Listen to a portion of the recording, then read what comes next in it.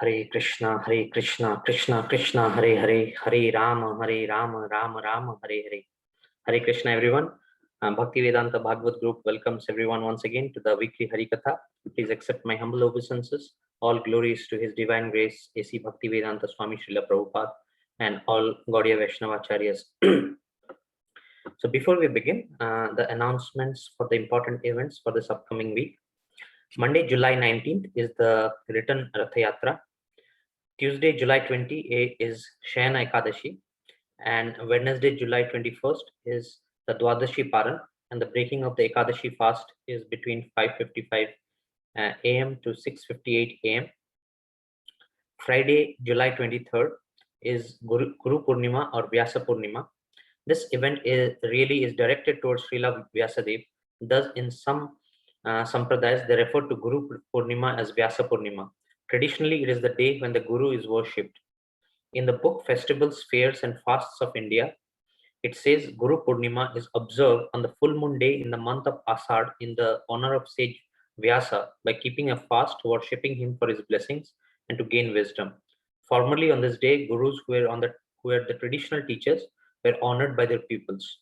The river Bias is believed to have been so named as Vyasa practiced penance on its banks and compiled the four Vedas, the Mahabharata, and the 18 Purana there. Since it is not possible for one man to have compiled so much in his lifetime, uh, and over a time span of 100 years, it is believed that the name Vyasa must have been applied to many sages. Generally speaking, the name Vedavyas is applied to Krishna Dvaipana, who was the son of Satyavati and sage Parasar.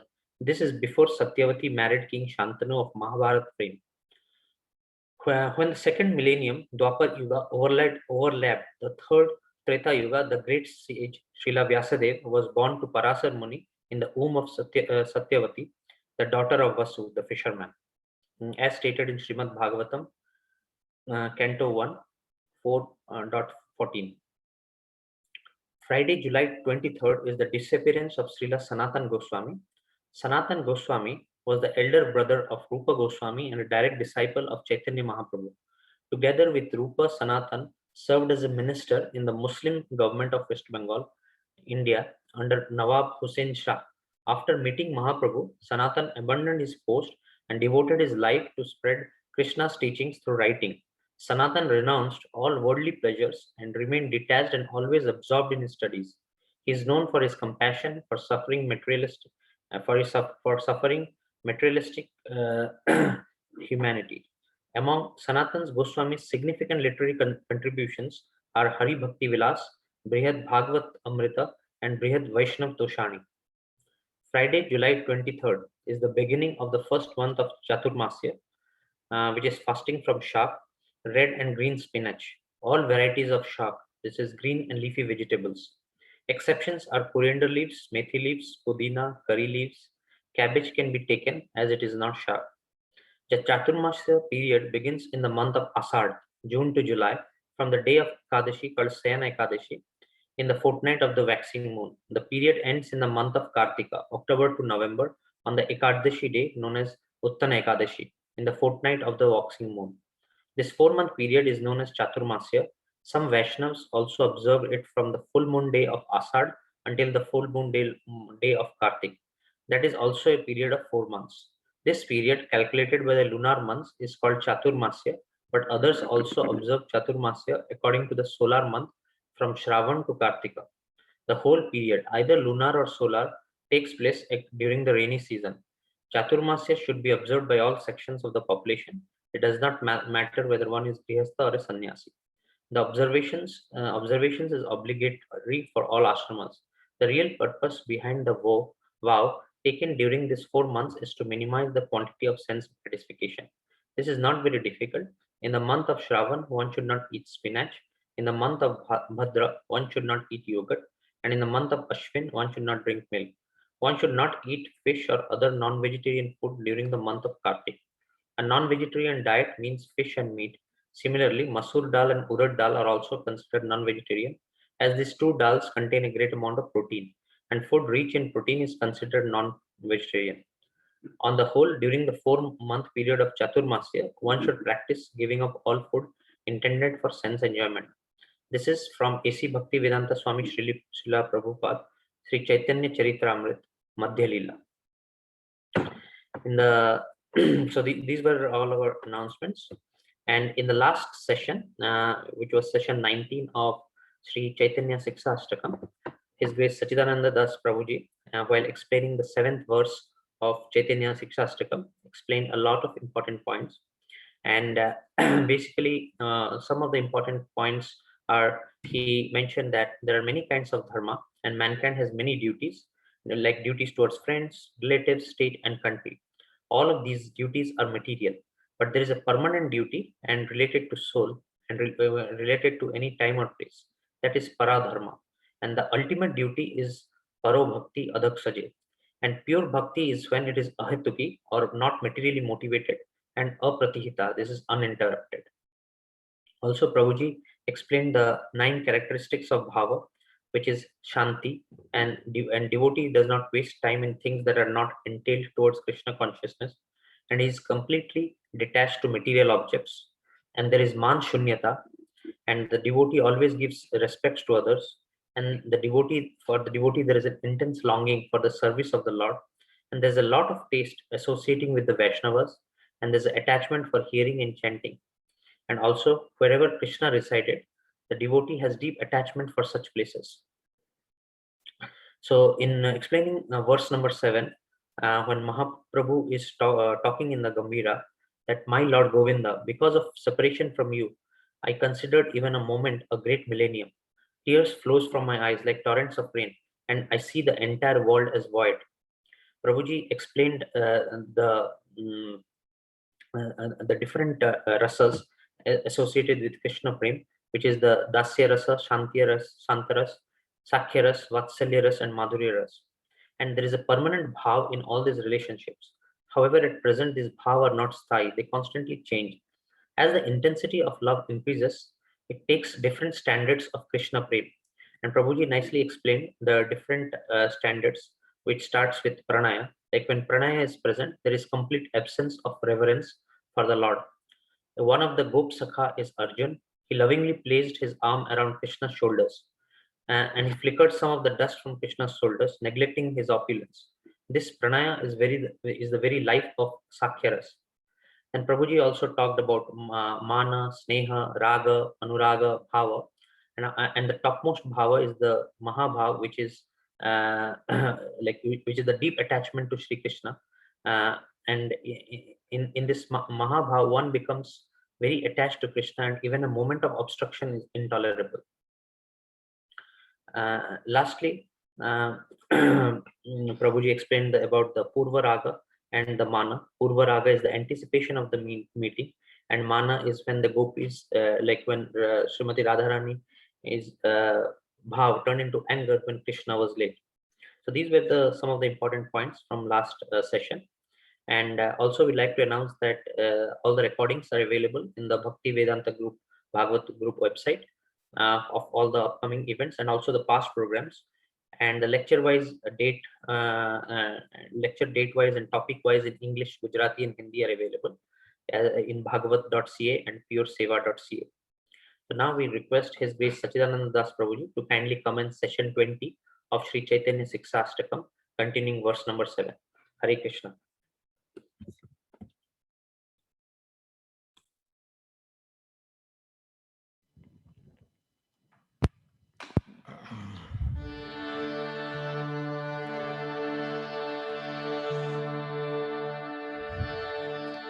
Namo Vishnu Padaya Krishna Pristhaya Bhutale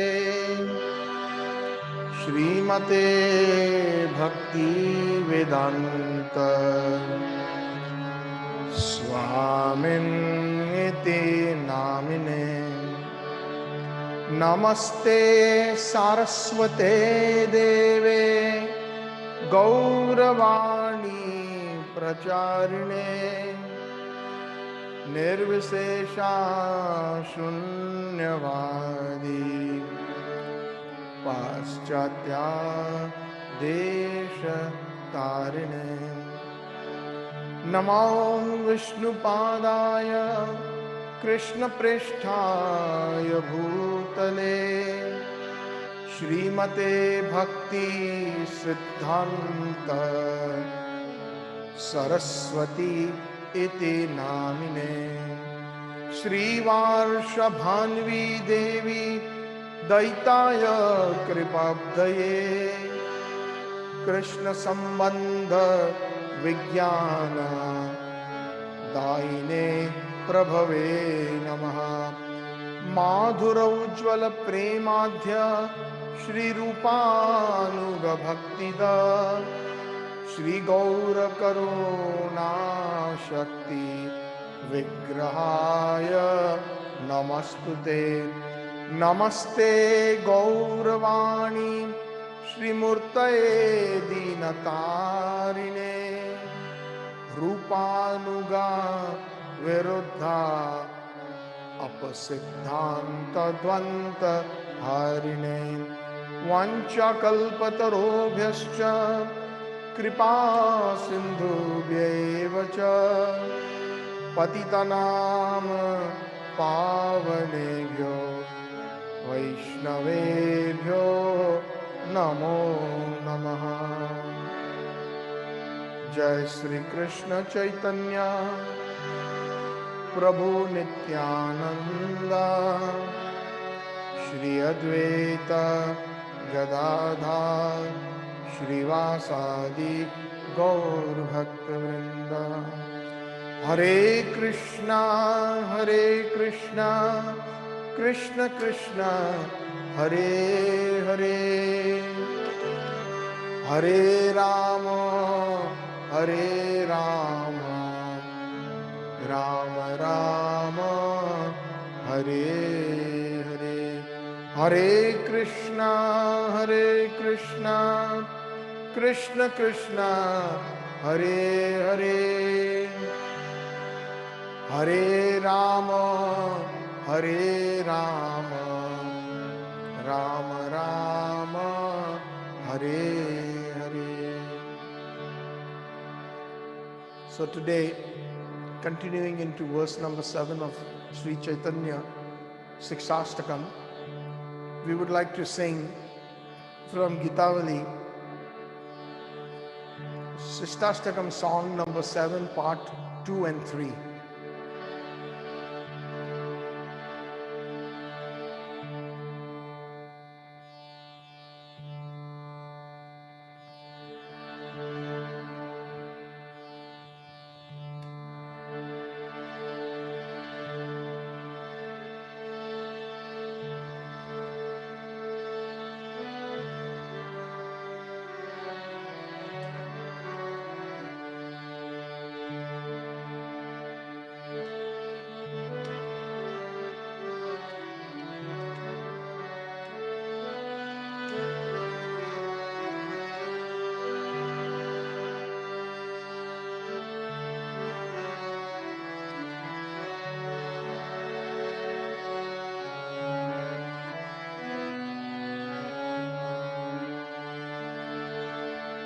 गाइते गोविंद-नाम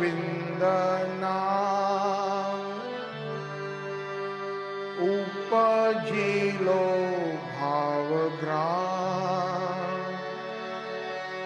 देखिला जमुनार कूले।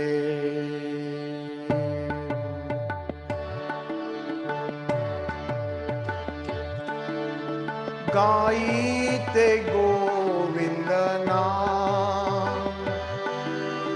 उपजिलो भावग्राम देखिला जमुनार कूले।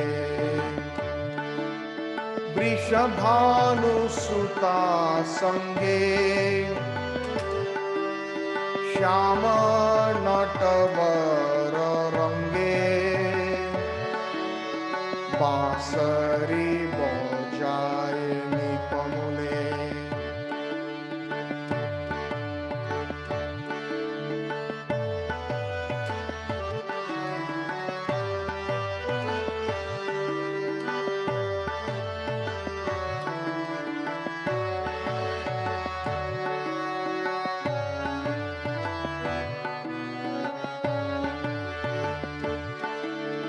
देखिया युगल धन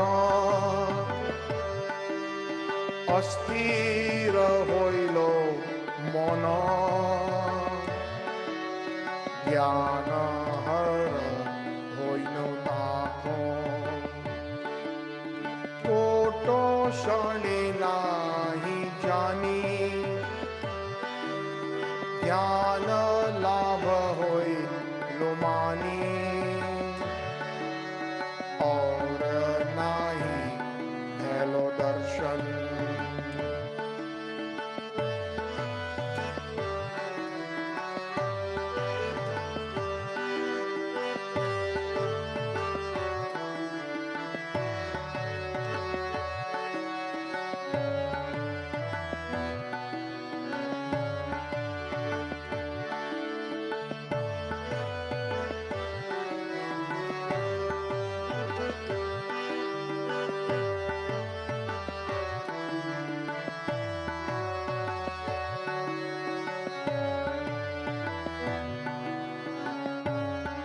हरिबो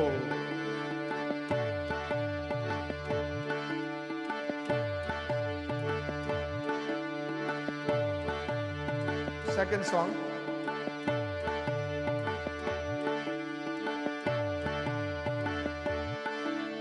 सखी गो के माते हरिबो पारण निमेष হইল যুগের সমান हो सखी गो के মতে ধরিব পরাণ নিমাসে হইল যুগের সমান শ্রবণের ধর আঁখি বিষয় শূন্য এলো ধার তাল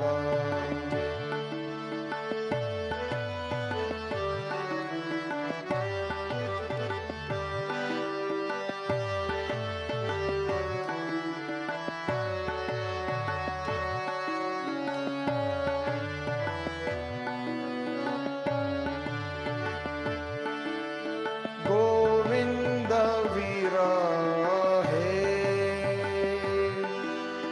प्राण नाही रोहे केमने वंचिब बोलो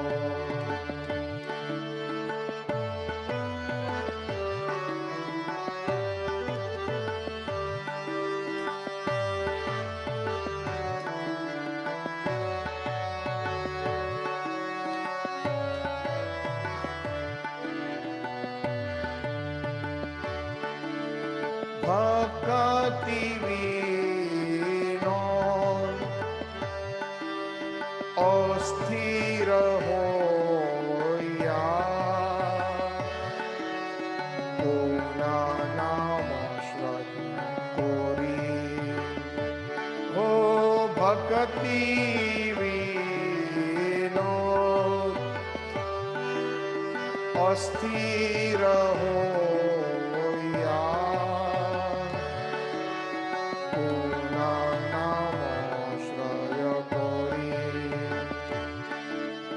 डाके राधाना दिया दर्शना प्राण राखो नाहि मारी हो दाके राधाना दिया दर्शना प्राण राखो नाहि मारी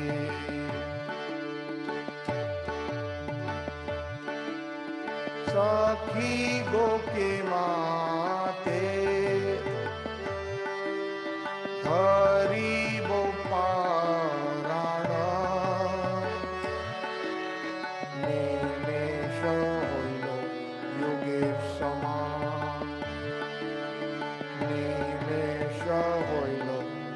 যুগের সমান, নিমেষ হইল যুগের সমান। হরে Krishna Krishna Krishna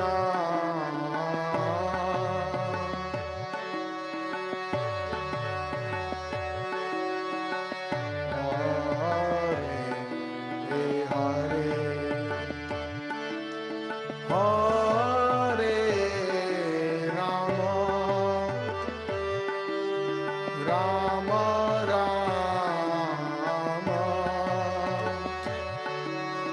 Hare Hare, Hare Krishna, Krishna Krishna, Hare Hare, Hare Rama,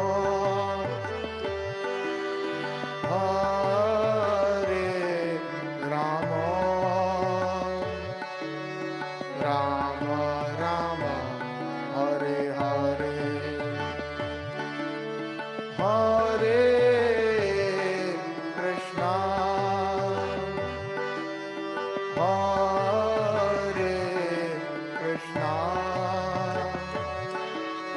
Krishna Krishna, Hare Hare, Oh Hare Rama, Hare Rama, Rama Rama, Hare Hare,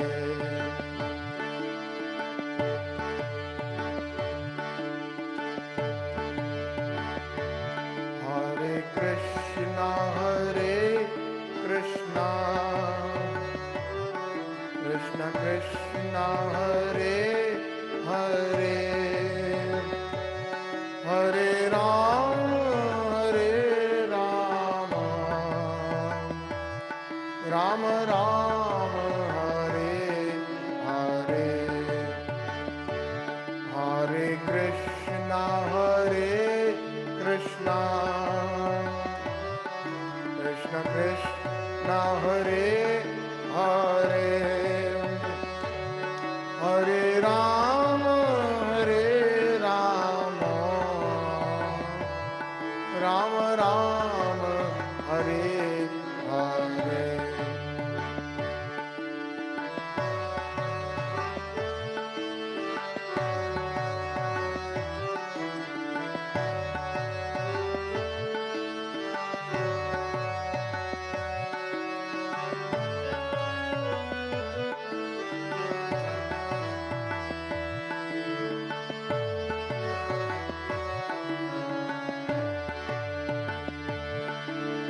Hare Krishna, Krishna Krishna, Hare Hare, Hare Ram, Ram Ram, Hare Hare.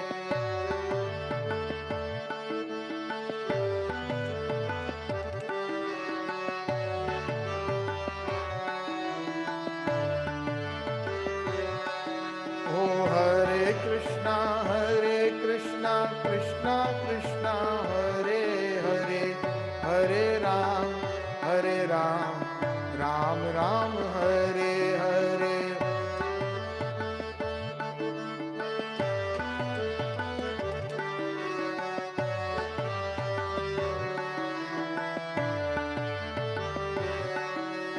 Hare Krishna, Krishna Krishna, Hare Hare, Hare Ram,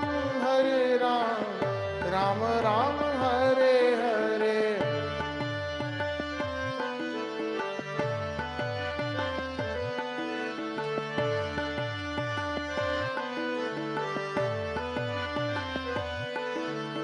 Hare Krishna, Krishna Krishna, Hare Hare, Hare Ram, Ram Ram, Hare Hare.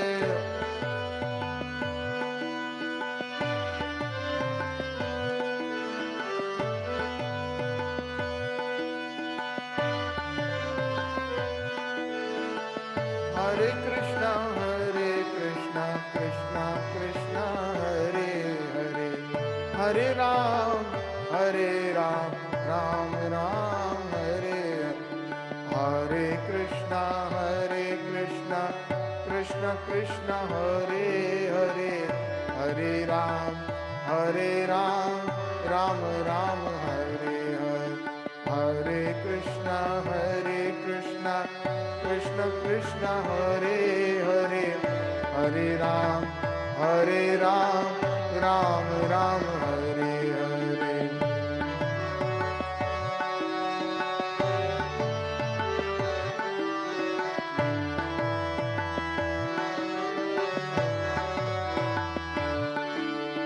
Namo Namo Tulasi Krishna Preyasi, Namo Namo.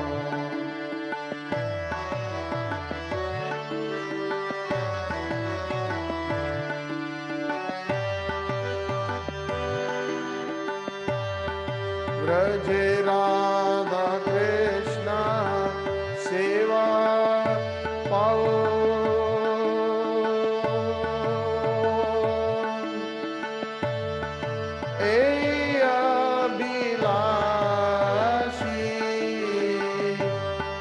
Radha Krishna Seva Pao,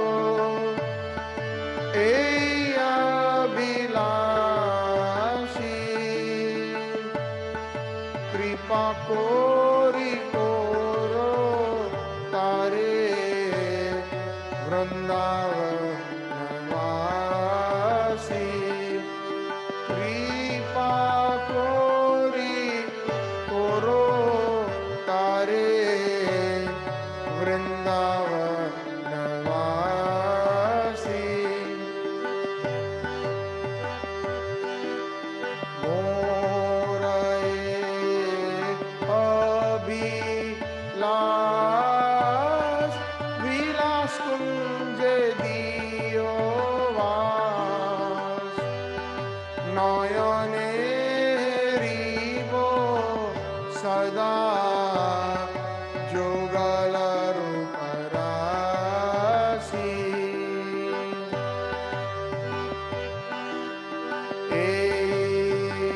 Morae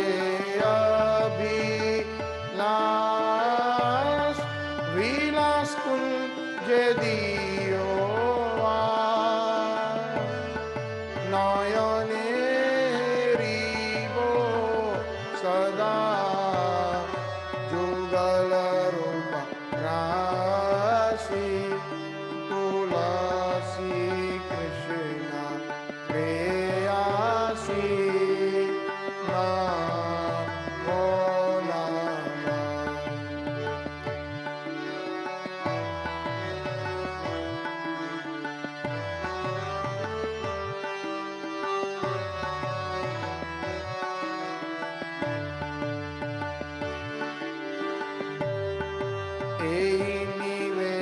Nivedana dharo sakhirānugata karo, sevayadhikaro diye karo nijadasi,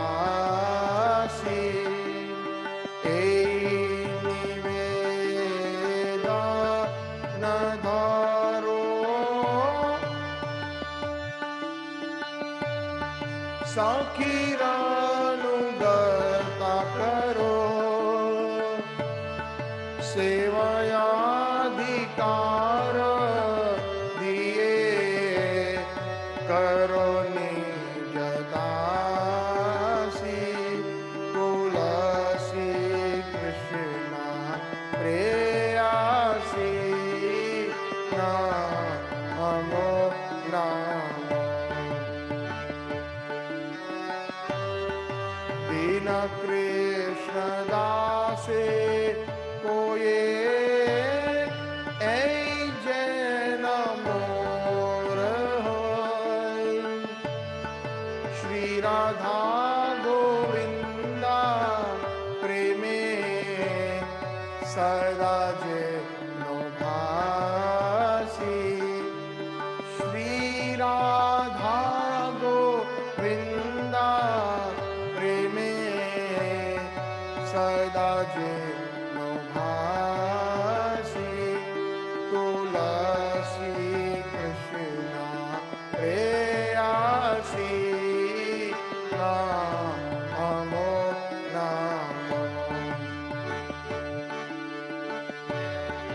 यानि कानि चापा पानी ब्रह्म हत्यादिकानि च तानि तानि प्राण शांति प्रदक्षिणा पदे पदे यानि कानि चापा पानी ब्रह्म हत्यादिकानि च तानि तानि प्राण शांति प्रदक्षिणा पदे पदे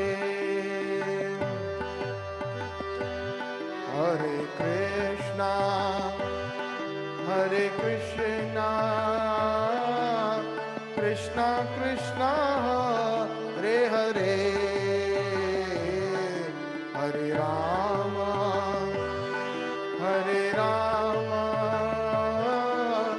राम राम हरे हरे हरे कृष्णा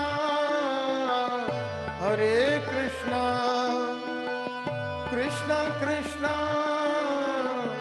हरे हरे हरे राम राम राम हरे हरे हरे कृष्णा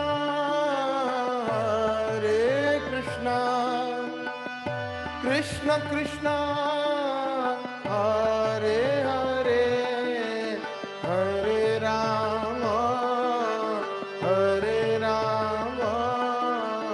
राम राम हरे हरे जय तुलसी महारानी जय वृंदा देवी जय तुलसी महारानी जय वृंदा देवी जय राधा मदन मोहन राधा मदन मोहन राधे राधे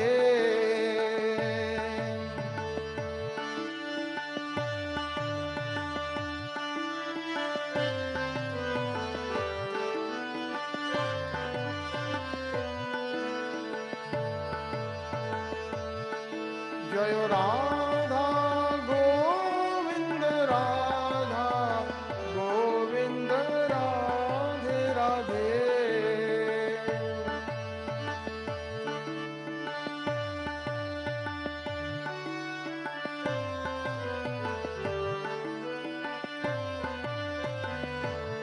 जय राधा गोपीनाथ राधा गोपीनाथ राधे राधे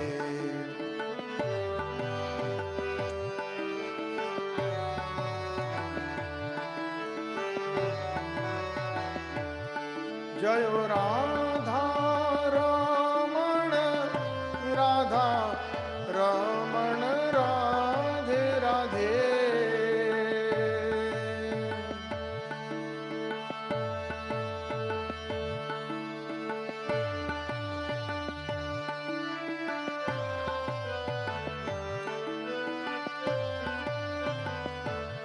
जय राधा गोकुलानंद राधा गोकुलानंद राधे राधे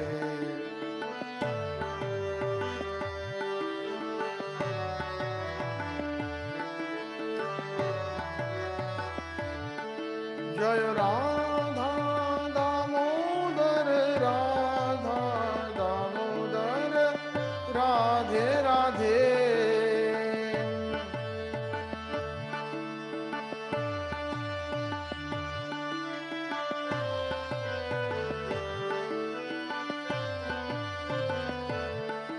जय राधा श्याम सुंदर राधा श्याम सुंदर राधे राधे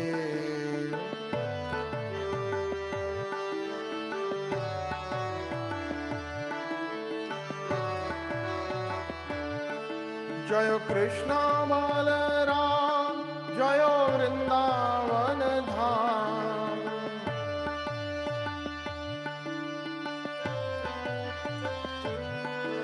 जय कृष्ण बलराम जय वृंदावन धाम।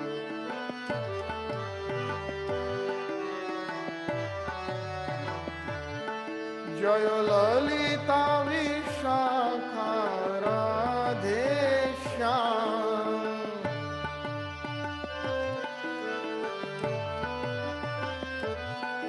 जय ललिता विशाखा राधे श्याम।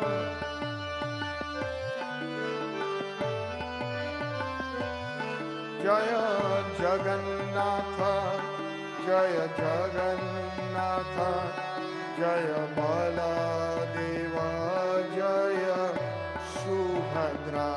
जय जगन्नाथ जय जगन्नाथ जय बलदेव जय सुभद्रा।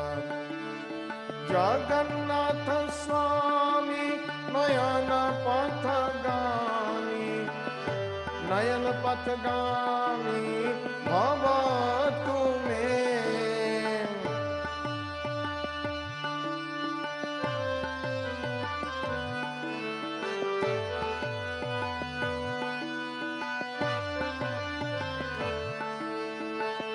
जगन्नाथ स्वामी नयन पथगामी नयन पथगामी भवतु मे। ओ जगन्नाथ स्वामी नयन पथगामी नयन पथगामी भवतु मे। जय गौरानिताय जय गौरानिताय जय गौरानिताय जय गौरानिताय।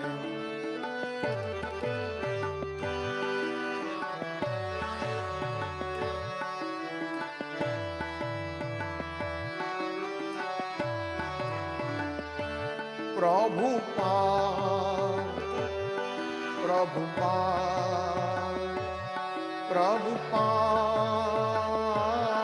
प्रभुपाद प्रभुपाद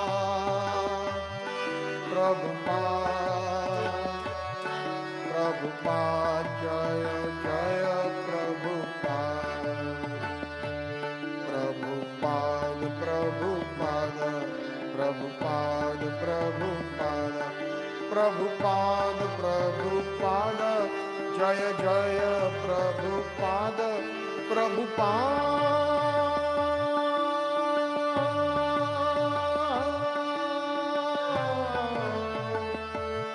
प्रभुपाद प्रभुपाद प्रभुपाद प्रभुपाद। गुरुदेव गुरुदेव गुरुदेव गुरुदेव।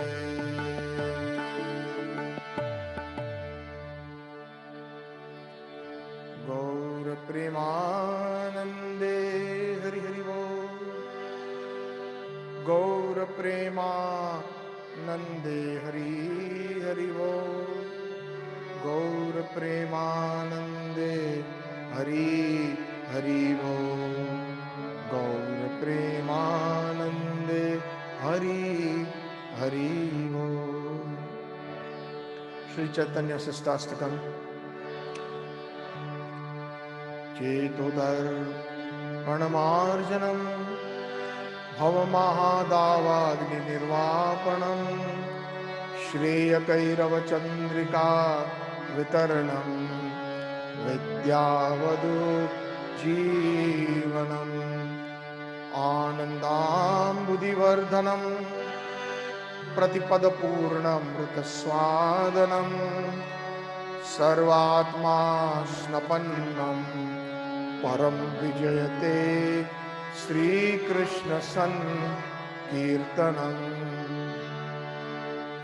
नाम नामकारी बहुधा निज सर्वशक्तिस् तत्रर्पित नियमेत स्मरणे न कालः एतादृशी तव कृपा भगवन् ममयपि दुर्दैवम् ईदृशम् इह जाने नानुरागः तृणादपि सुनीचेना तरोइव सहिष्णुना अमानिना मानदेना कीर्तन्या सदा हरि ना धनं ना जनं ना सुन्दरीं कविता वा जगदीश कामये मम जन्मनि जन्मनि ईश्वरे भवतात् भक्तिर् अहैतुकी त्वयि अयि नन्दतनुज किं करो पतिता माम विषमे भवाम्बुधो कृपया तव पाद पंकज स्थित धूलिं सदृशं विचिन्तया नयनं गलदश्रुधारया वदनं गद्गदहृदया गिरा पुलकीर्निचितं वपु कदा तव नाम गृहणेषु भविष्यति युगायितं निमिषेण चक्षुषा प्रवश्यायितं शुनायितं जगतः सर्वं गोविन्द विरहेण मे आश्लिष्य पादरतां पिनष्टु माम् अदर्शनं मर्म हर्तो करोतु वा यथा तथा वा विधातो लम्पटो मत्प्राणनाथस्य एव न परः मत्प्राणनाथस्य एव न परः मत्प्राणनाथस्य एव न परः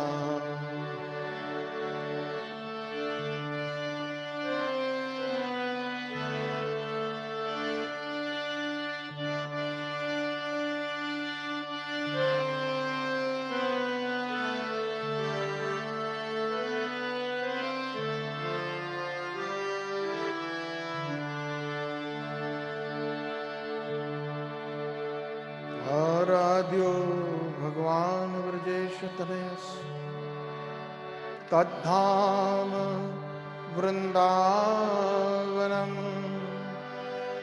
रम्या काचिदुपासना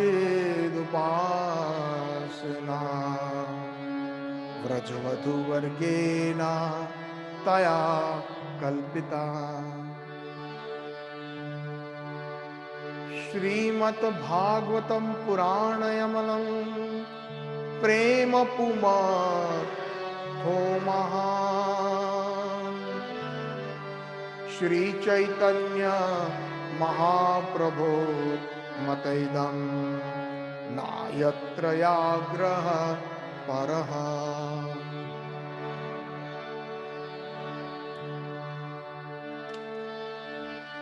वन्देऽहं श्री गुरो श्री युतपद कमलम् श्री गुरो वैष्णवांश्च श्री रूपं साग्रजातम् सहगण रघुनाथान्वितं तं सजीवं साद्वैतं सावधूतं परिजनसहितं श्रीकृष्ण चैतन्यदेवं श्री राधा कृष्ण पदा सहगण ललिता श्री विशाखान्वितांश्च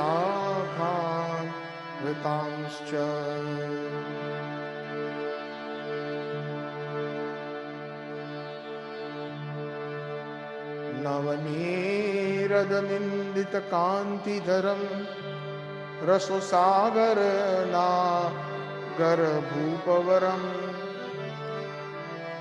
शुभवङ्किमचारु शिखण्डशिखिं भज कृष्णनिधिं व्रजराजसुतम्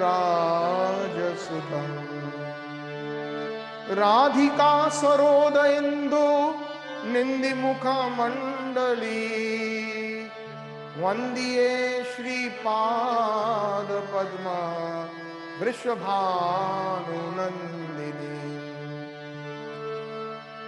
Radhika सरोदइन्दु निन्दिमुखमण्डली वन्दिये श्रीपादपद्म वृषभानुनन्दिनी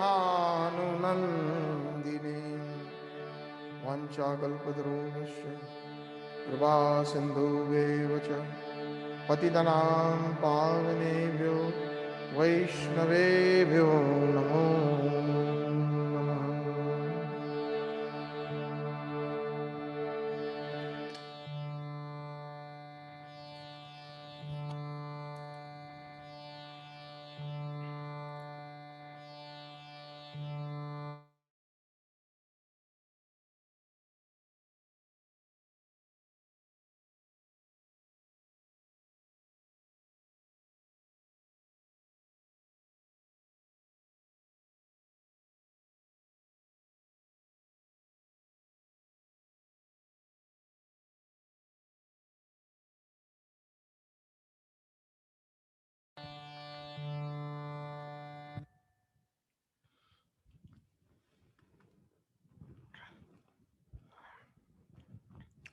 Hare Krishna, Krishna Krishna, Hare Hare, Hare Rama, Rama Rama, Hare Hare. Today is Sunday, the 18th of July, 2021. We welcome all the listeners at the Bhaktivedanta Bhagavad group. Thank you, Asim Prabhu, for very nicely summarizing the last session of the Chaitanya Shikashtakam, verse number 7, which we are still into. Today is the 20th session, I believe, of the Chaitanya Shikashtakam, and we will be continuing into this verse number 7. By the mercy of Shri Guru and Gauranga, may the words that emanate from my mouth be pleasing to the Gaudiya Vaishnava Parampara, to His Divine Grace Srila Prabhupada, and all the assembled Vaishnavas.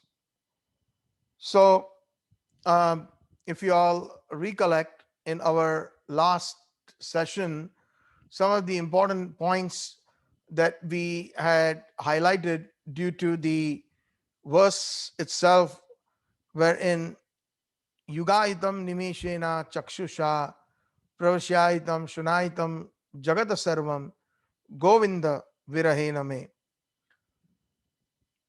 The acute separation due to the Vipralamba Bhav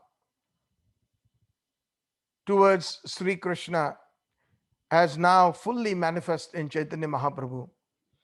If you all recollect, Chaitanya Mahaprabhu came to this world for two major reasons, external and internal. External reason was to preach the holy name of the Lord, Hare Krishna, Krishna Krishna, Hare Hare, Hare Ram, Ram Ram, Hare Hare. Giving everybody very freely, Namo Mahavadanyaya Krishna Prema Pradayate, giving the prem, the love of the Supreme Personality of Godhead through the means of chanting the holy names. And Chaitanya Mahaprabhu, in his pastimes, he had actually, at the age of 24, very young age, leaving a very young wife at home, and a mother, aging mother, took sannyas. And the purpose of taking sannyas was so that everybody would take the holy name very seriously. When he, prior to taking sannyas, when he had gone to Gaya It's a very holy place, which is very well known for offering the oblations to the forefathers. So he had gone to kind of finish up the final rites of his deceased father, Sri Jagannath Mishra, wherein he met at that time at the Vishnu Charan, at the lotus feet of Lord Vishnu, while he, after performing the needful duties of a son, he happened to meet Srila Ishwar Puripad. And Srila Ishwar Puripad, it is described that he was so absorbed in the holy name. The holy name he chanted, Hare Krishna, Krishna Krishna, Hare Hare, Hare Ram, Ram Ram, Hare Hare. And Chaitanya Mahaprabhu was immediately attracted to this saintly personality. And he, right there and there, after pleading to Srila Ishwar Puri, Chaitanya Mahaprabhu received the holy name, the mantra, Mahamantra from him, meaning he was initiated. The holy name was given to him, and at that time, he was also known as Nimai Pandit. He was a great scholar, Chaitanya Mahaprabhu, and Nimai was his the name of endearment, because he was born under a neem tree. So the wife of Srila Advaita Acharya, Sita Devi, just to ward away the evil spirits for the little infant, they gave the name Nimai, somebody who appeared under a neem tree. And since then, he was the term of endearment in Navadvip where he resided. And when he studied, he also studied Sanskrit, grammar, Nyaya, logic, and Vedas, etc., because Navadvip was considered to be one of the topmost seats of learning at that time, amongst the few other places in India. Just like, if you all remember, during the time of Buddhism, there was a university by the name Nalanda University in the year 2500, during the time of King Ashok, 2500 years before Christ. So we are talking about almost, 4,500 years ago, a little bit over that. So there were many different places of learning, seat of learnings in Bharatvarsh, in India. And one of them was amongst, like, Kashi Vishwanath, which is presently known as Banaras. Even today, the famous university of BHU, Banaras Hindu University, is very famous for learning the Sanatan Dharma, the Vedic scriptures, learning Sanskrit, etc. But Navadvip was considered very high with erudite scholars, and even great scholars like Keshav Kashmiri, a Digvijay Pandit from Kashmir, whose name was Keshav, and he was well known as Keshav Kashmiri because he came from the region of Kashmir. Kashmir had a lot of pandits. They had, therefore, even, just for the namesake nowadays, there's some who still carry that surname of Pandit, including Jawaharlal Nehru Pandit, because they were considered. But obviously, the habits were not of a Pandit or a Brahmana. As we all know, the life that the former first Prime Minister of India lived, life of opulence and a life of material debauchery, and many other things worth not mentioning. But the name was Pandit because Kashmir had many, many nice, wonderful, scholarly personalities who were studying the Vedas, etc. And one such Pandit had come down all the way because he wanted to become a conqueror. He wanted to become the champion. He wanted to get that highest title by defeating all scholars in all parts of India. So he had landed in Navadvip because he knew that Navadvip was a seat of learning, very high seat. And at that time, when he arrived, he asked, who is the scholarly persons in your town? Who are the pandits? He asked the children there. I want to directly meet them and I want to debate with them and I want to defeat them. That was his goal. So all the children laughed and said, yeah, go there. That's the house of Nimai Pandit. And Nimai Pandit means Chaitanya Mahaprabhu, the young lad, youngster at that time. So finally, when he saw Nimai Pandit, a young lad, he says, you are a Pandit? And you think you can have a debate with me?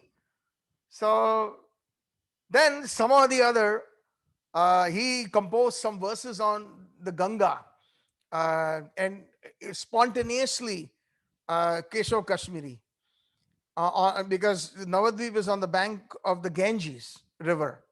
And when he composed those verses, Chaitanya Mahaprabhu, who was a naughty and a very scholarly person, mind you, this was one of the pastimes of Chaitanya Mahaprabhu. He defeated Keshav Kashmiri, to make a long story short, by finding some major errors in his composition. Especially there was a verse where he uses the word Bhavani Bharta, Keshav Kashmiri. So the word Bhavani automatically means the wife of Lord Shiva. So Bharta means the maintainer of the wife of Lord Shiva. That means, did Mother Parvati have a second husband or a second maintainer? So right there and there, his scholarship was cut to pieces.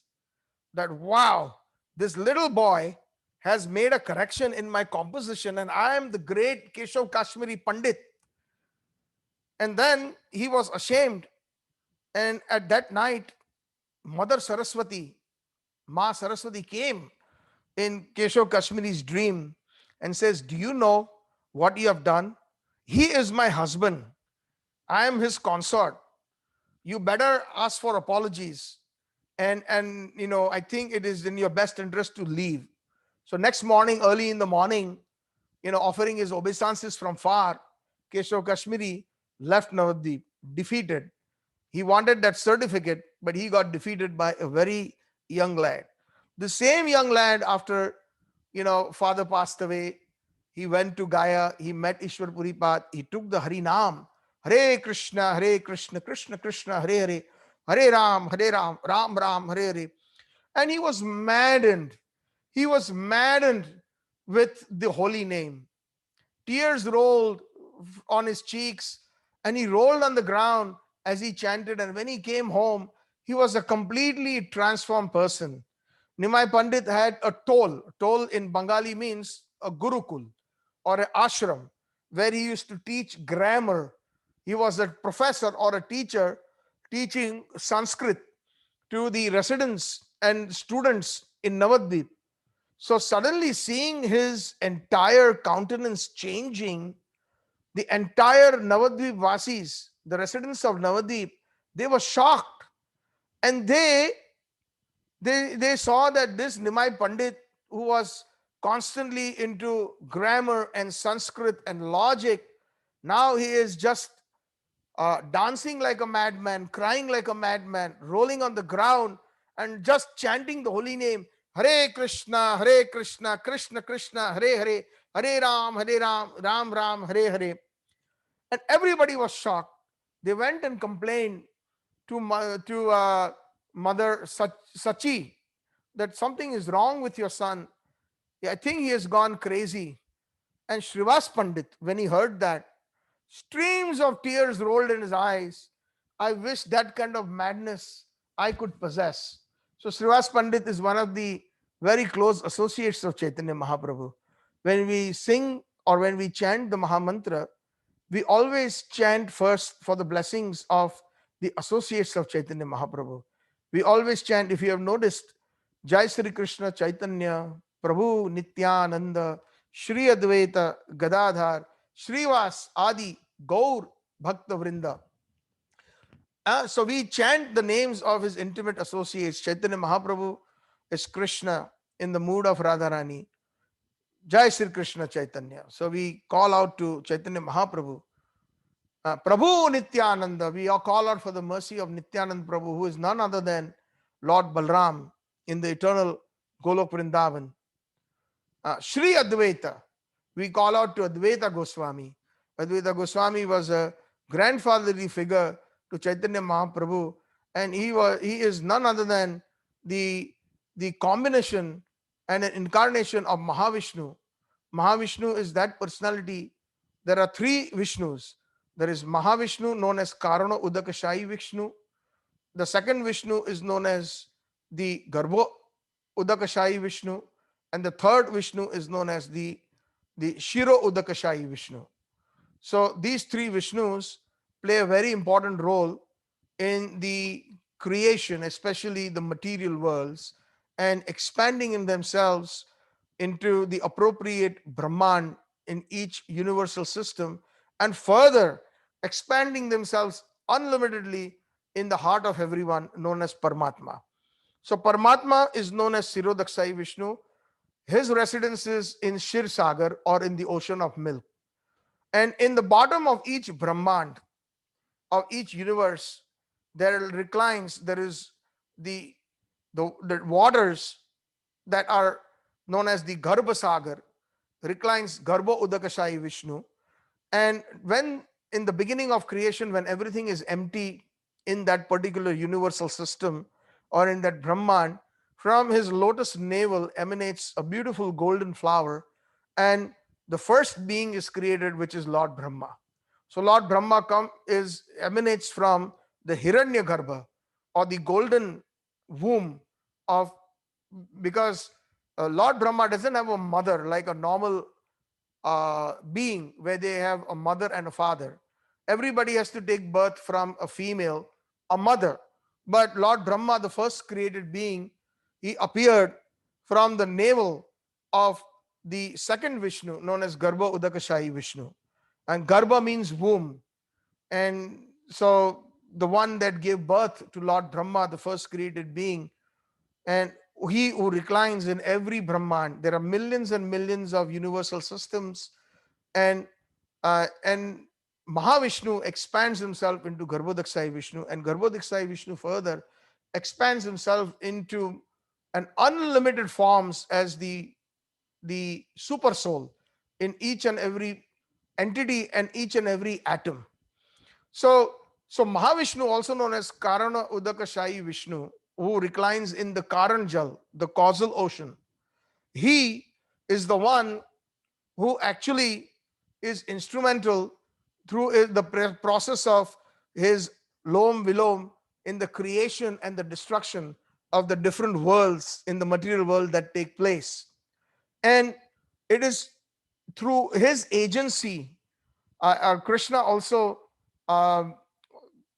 passes messages to the different demigods, especially through the third agent or the third Vishnu, known as the Sirodakshai Vishnu. But the point being that all of this, that Mahavishnu is Sri Advaita Acharya, and also he is a combination of Sadashiv. Lord Sadashiv is the original Lord Shiva who resides in the Vaikuntha planets, in Vaikuntha Kailash. There are three Kailash planets, one in the realm of Vaikuntha, one in the each Brahman, and one in the geographical location in China, in today's China. Previously, everything used to be Bharatvarsh, but many devotees go to Kailash even today and take darshan of Kailash and that great beautiful lake Mansarovar, and they have to go into China. You have to cross the border from India to Nepal, and from Nepal into China, and that's where Lord Shiva resides when he performs his pastimes. He calls it his home in this Bhaumya Leela. Just like there is Golok Vrindavan, and then there is Vrindavan very close to Delhi and Agra, and between Delhi and Agra, the holy place Vrindavan. So that's where the Bhaumya Leela of Lord Krishna takes place.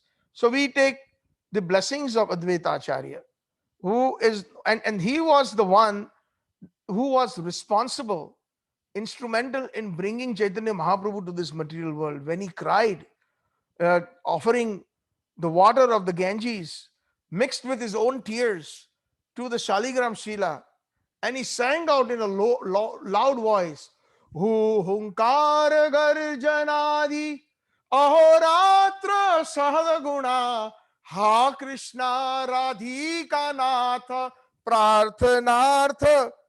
Like that, he prayed. It's a beautiful Ashtakam for Advaita Acharya. Maybe we can sing it during the Advaita Acharya's appearance, and maybe we can go deeper. That was composed by Sarvabhauma Acharya from Jagannath Puri. So we pray to pray for his blessings, and then we pray to blessings of Srivas Acharya, which I had mentioned, who was, when he saw Chaitanya Mahaprabhu's Nimai Pandit's very ecstatic, something that normal people cannot understand, by what happened, or the transformation, when he chanted the holy names, Hare Krishna, Krishna Krishna, Hare Hare, Hare Ram, Ram Ram, Hare Hare. Everybody could not understand this, but except a few very exalted Vaishnavas or exalted saintly persons could understand what had happened here, the transformation. So Srivas Pandit, Srivas Acharya, he says that Mother Sachi was concerned. What happened to my son? Has he gone mad? And all the people were talking like that. Has my son gone mad? And she was so concerned, being a mother, due to the motherly affection. But Srivas Acharya, he said, Mother Sachi, Sachi Ma, I wish I could get that madness what your son has. So like this, he pacifies Mother Sachi, explaining the symptoms of somebody who has been so much affected by the holy name. That is the power of the holy name. So we pray to Srivas Acharya in the Panchatattva. And all Srivas Acharya is none other than Narad Muni. And of course, there is Gadadhar Pandit. And Gadadhar Pandit, we also praise Jai Sri Krishna Chaitanya Prabhu Nityananda Sri Advaita Gadadhar, and then Srivas. So Gadadhar Pandit is none other than Radharani in the mood of Satyabhamaji. She is in the Gadadhar Pandit is not in the Dakshin Bhav, but in the Bamya Bhav. Of course, that's a subject for another day, where Gadadhar Pandit was very submissive, whereas Radharani is very aggressive. She has got this man. And we explained last time that how Mahaprabhu had achieved his goal by isolating himself just simply with the association of two great personalities, Lalita and Vishakha, Sarup Damodar Goswami and Rai Ramanan, respectively. 12 years in the Gambira, not too far from the Jagannath temple, in the house of Kasi Mishra. The little room, maybe perhaps 10 by 8. If anybody goes to Jagannath Puri, please take darshan of that place. It's amazing. And there we can see from the window the padukas of Chaitanya Mahaprabhu and his kamandal. So because he was a sannyasi, he carried a kamandal. Kamandal is a water pot. Some sannyasis carry a metal one. Some sannyasis carry a pot that is made of earthen pot. So that earthen pot and Mahaprabhu's sandals, we can take darshan in the Gambira. So Mahaprabhu had already performed all the different external pastimes of giving holy name to everyone, right from north to south. And then he finally settles in Jagannath Puri to achieve his own internal goal of obtaining Radha Bhav. If you all remember, Chaitanya Mahaprabhu's external reason was to give the Hare Krishna Mahamantra to everyone. But the internal reason was to, number one, to taste his own sweetness from the mood of Radharani. Number two, to feel that bliss that Radharani felt in his association. And number three, his internal reason for coming was to glorify the love of Srimati Radharani, the zenith of Krishna Prema to be found. So he needed to obtain those qualities.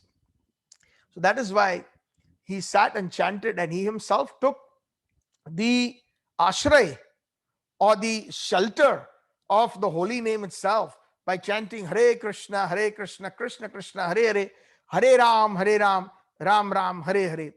And eventually, after the first 6 verses, which is full of nectarian instruction for the sadhak or for the practicing devotees, and also for the liberated souls about the different stages of Harinam, he reaches this stage, which is in the 7th verse, where he feels Yugaitam Nimishena.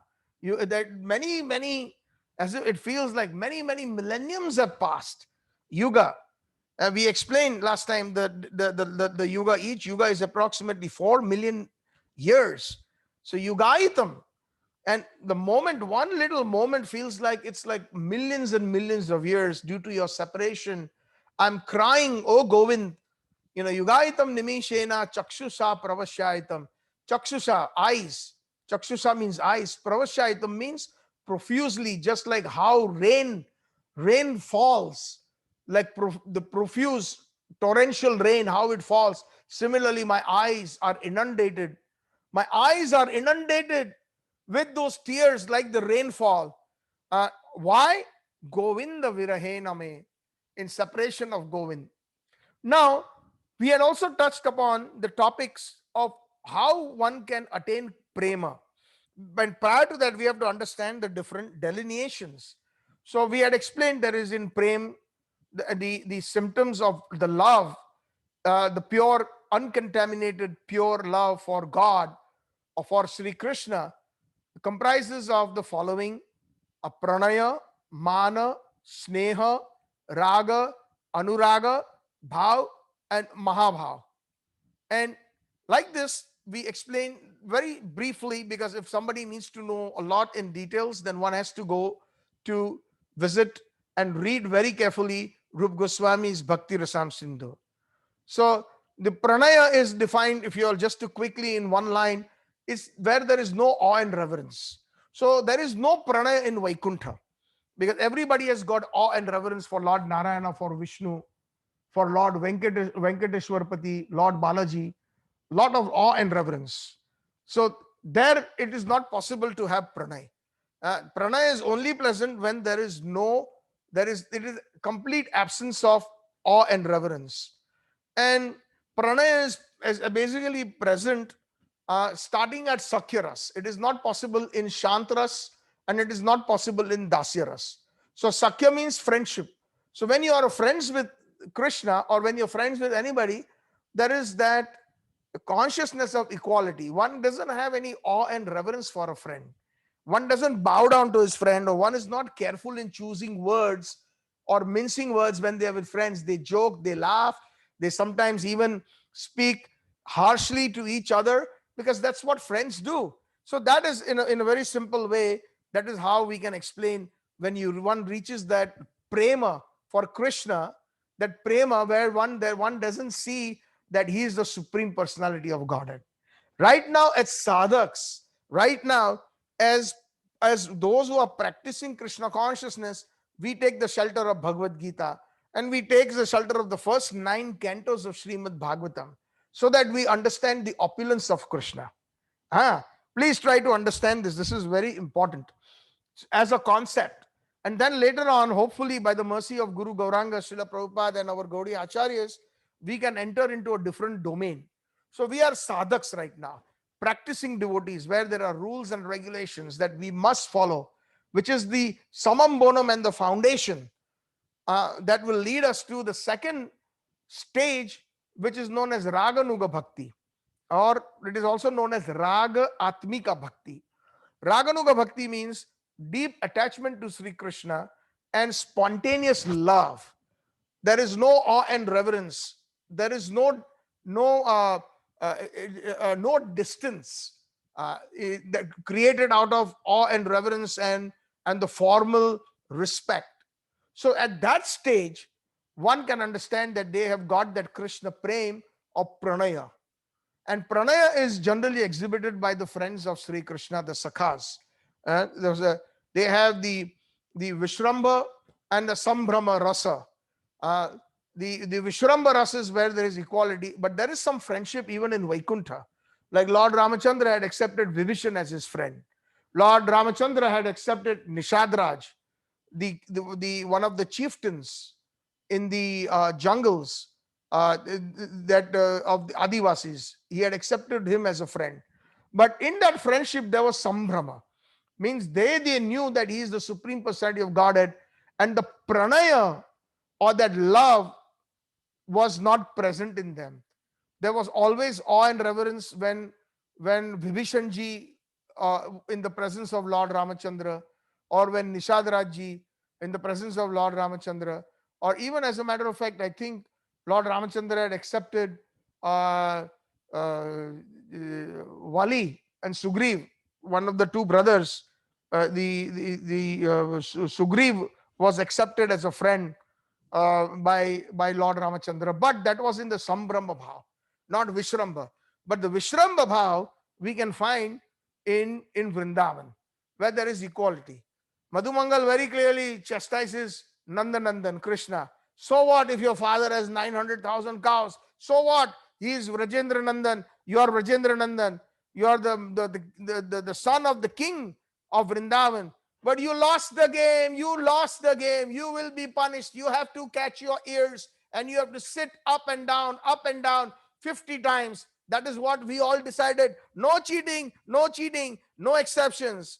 So like that, then Krishna, the Supreme Personality of Godhead, he simply agrees to the demand of his friend Madhu Mangal, and he simply catches his ears and he sits up and down, he squats, he stands up, he squats 50 times. And like that, there are so many different instances where even the cowherd boys, when they go out on a picnic in the forest of Vrindavan, and each and every mother, respective mothers, have given them some lunch in their lunch box, and everybody opens their lunch box and they sit in a circle, and Krishna Balram sit in the middle and they share their lunches. They share. There is equality. Somebody has brought some laddus, somebody has brought some nice sweet yogurt. There's a nice bhajan in one wonderful, very, very exalted Vaishnava from Govardhan, Paramanand Das ji, a disciple of Sri Vallabhacharya, has written this bhajan. Aaj dadi meetho Madana Gopal, Aaj dadi meetho Madana Gopal. Then further, Paramanand Das ji says, आए पात बनाए दोना लीजे सबन को बात के आज दधी मीठो Madan Gopal. Then I will explain the meaning in English for those who do not understand the Vraj Bhasha in this bhajan. Then he says, जिन नहीं पायो सुनो रे भैया मेरी हथेली चाट के आज दधी मीठो Madan gopal. So the essence of this wonderful ecstatic poetry in Krishna Prem that Paramanand Das ji has composed, he's saying that all the different cowherd boys are seated in a circle around Krishna, and they have brought all their lunches, and they opened all their lunches, and then Krishna, today Mother Yashoda has given him a nice sweet pot of yogurt. So many times Mother Yashoda used to give that to Krishna Balram. Rohini Mata also tied a very nice sweet pot of yogurt, freshly made yogurt, for their lunch. So when they would be pasturing the cows in the pastures of Vrindavan, the cows would be grazing and the sun would be up in the sky. So it was lunchtime. So they would find a nice picnic spot and they would sit around picnicking and opening their lunches. So what did Krishna today do? Krishna, again, he had brought yogurt. So the cowherd boys are saying, Aaj dadi meetho Madana Gopal. Oh Krishna. Krishna is known as Madan Gopal. Madan means Cupid. Cupid is very beautiful. And Krishna is even more beautiful than Cupid. Gopal, the Cupid who is actually tending to the cows, the Cupid who gives pleasure to the cows, the Cupid who is maintaining the gopis, the gopas, the gau, or the different cows in Vraj. So that's why Krishna's one of the names of Krishna is Gopal. So all the coward boys are in agreement. They're saying, Aaj dadi meetho Madana Gopal. Today, this yogurt is very sweet. So then Paramanand Das is describing, he can see the Leela, he can see the pastimes because he was a pure devotee. Our acharyas are very amazing. Even when they are here on this earthly planet, they can see all the different pastimes of Krishna. That's how they have been gifted with those transcendental eyes. Premanjana Charita. That at the end of the day, it is love. Our love should be there for the Lord, not fear. Prabhupada said that don't be God fearing, be God loving. In most faiths, everybody is talking about being God fearing, be God fearing. That's what has been imbibed in all of us since our childhood. But Srila Prabhupada and the great Vaishnavas say, be God loving. So we are talking about Krishna Prem. That is why I am speaking about this in a more or less, different, by giving different examples. So the coward boys are saying that today, exceptionally well, the yogurt is exceptionally sweet today. And then they are describing that Aaye path banaye dona. Krishna is personally taking the leaves that have fallen on the ground and he's making leaf cups like cones. Sometimes we see when we go to the fair or we go to some place where they are selling the French fries, or in India they sell the peanuts and the gram, the chana, mungfali chana. So what does that chana wala do? He takes a piece of paper and he just simply twists it and makes it a cone, and then he drops all his peanuts inside and then he sells them in that. So this whole concept is even there today. If you go to the villages, etc., they make it out of the leaves. Even today, if you go to some of the places in Vrindavan and when you have your lunch, prasad, they offer it in plates that are made out of leaves, very organic, real leaves, and they are intertwined, and then they make dona, a bowl. So Krishna is making dona. A path means a bowl. He's making it out of the leaves personally, and he is taking the yogurt that Mother Yashoda gave, and he is placing it in the little bowls that he has made out of leaves, and he's distributing it to all his friends. So this is prem, like this equality. And then finally what happens, that yogurt is completely finished from the pot, and now there are some of the coward friends who did not get it. So Krishna says, Jin nahi payo suno re bhaiya meri hateli chat. I have a lot of yogurt still left on my palms. So please come forward and you can lick the yogurt. Whatever, those who did not get, please come. Aaj dadi meetho, bahut din kumud van base hum. Many times we have come to this forest of lotus, Kumudvan. Kumudvan is a beautiful place in Vrajmandal, and it is found in Kamyavan, out of one of the 12 forests of Vrindavan. So bahut din base hum Kumudavan. The coward boys are saying, many times we have come here, many times we did our picnic here, many times we sat together and we had fun and frolic.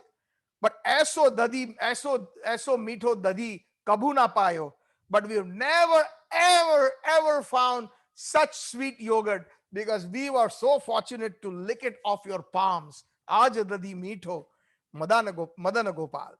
So this is what we call as the Vishramba bhav of the Gopas, and that is predominant due to the pranaya. And then pranaya is also found in the gopis, in the Madhurya Rasa, where there is equality. The gopis don't care. They do not, just like, the gopis cared about their husbands. They were married. And there was awe and reverence in the Vedic culture. The women always very highly respect their husband. They are respectful in the way they speak. They are respectful in all their services to their husband, because that awe and reverence is there, especially externally speaking, especially when it comes to the society. It has to be displayed. It's a different story that love becomes very intimate in their personal quarters, but outside in the house, when there are children, when there are elders, then that extreme awe and reverence is displayed by the ladies, even to their own husbands. But the gopis never displayed that towards Krishna.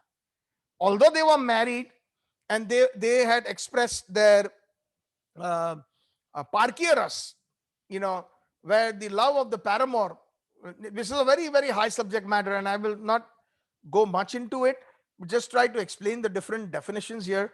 So what I'm saying is, they even had the pranaya, prem for Krishna, where there is equality. And then that pranaya would change into mana, where the devotee's self-conception of being extremely dear to the Lord causes that pranaya to take a very crooked position, opposite, because love means always speaking sweet, always saying beautiful words, singing a song like you see in the Bollywood movies. Bollywood movies are bereft. If they do not have a tree, if they do not have a garden, and if they do not have a song, then it is not considered a Bollywood movie. That is the concept of romance. Everything has to be sweet. But the concept of romance or love takes a different dimension when it changes to mana. And this man is that concept where there is so much possessiveness that even anger emanates. Because if the lover or the beloved doesn't behave in a certain way that they want to, then they are upset and they are angry. And when one is present, even the Supreme Lord himself becomes fearful out of love. So sometimes we see that, sometimes, at home also we have probably experienced that. Then when the lady of the house, she is very upset, then even the husband will back off. Acha Baba, I'm sorry. Tell me what you want me to do. Do you want me to do the dishes today? I will do it. Do you want me to wash the clothes today? Put them in the washer? I will do that. But don't fight with me. So that, because of the love that the husband has for the wife, the husband concedes. Similarly, Krishna concedes, and Krishna cannot wait to get that man, and especially Radharani shows the highest degree of man. Actually, if you go to Barsana, there is a place called Mana Mandir in Gaharwan. When we go to Barsana and when you circumambulate and then do the parikrama of Barsana, first you go through Khor Sakri, and then after Khor Sakri you come to the two mountains where there is the Brahma Parvat, right? And then the Vishnu Parvat is there, left and right. And then as you go down further into the village of Barsana, then one will see, as you go deeper and deeper, then there starts the Gaharwan. And in Gaharwan, there is, on top of a hill, there are two gardas. Gardas are, like you can say, like a fort. At that time, they used to call them gad. So one is Mangad, and the second one is Mor Kutir. And Mor Kutir and Mangad, you can see them, they are at a height. And you can even see them from the Barsana temple. One can get good darshan. So the Mangad is where Radharani had displayed deep anger in Krishna. When Krishna, one day he was late again, supposed to meet Radharani there, and Radharani was upset. And then when she found out that Krishna was in Chandravali's Kund, so then Krishna, to tease Radharani, tells that, oh, you are beautiful.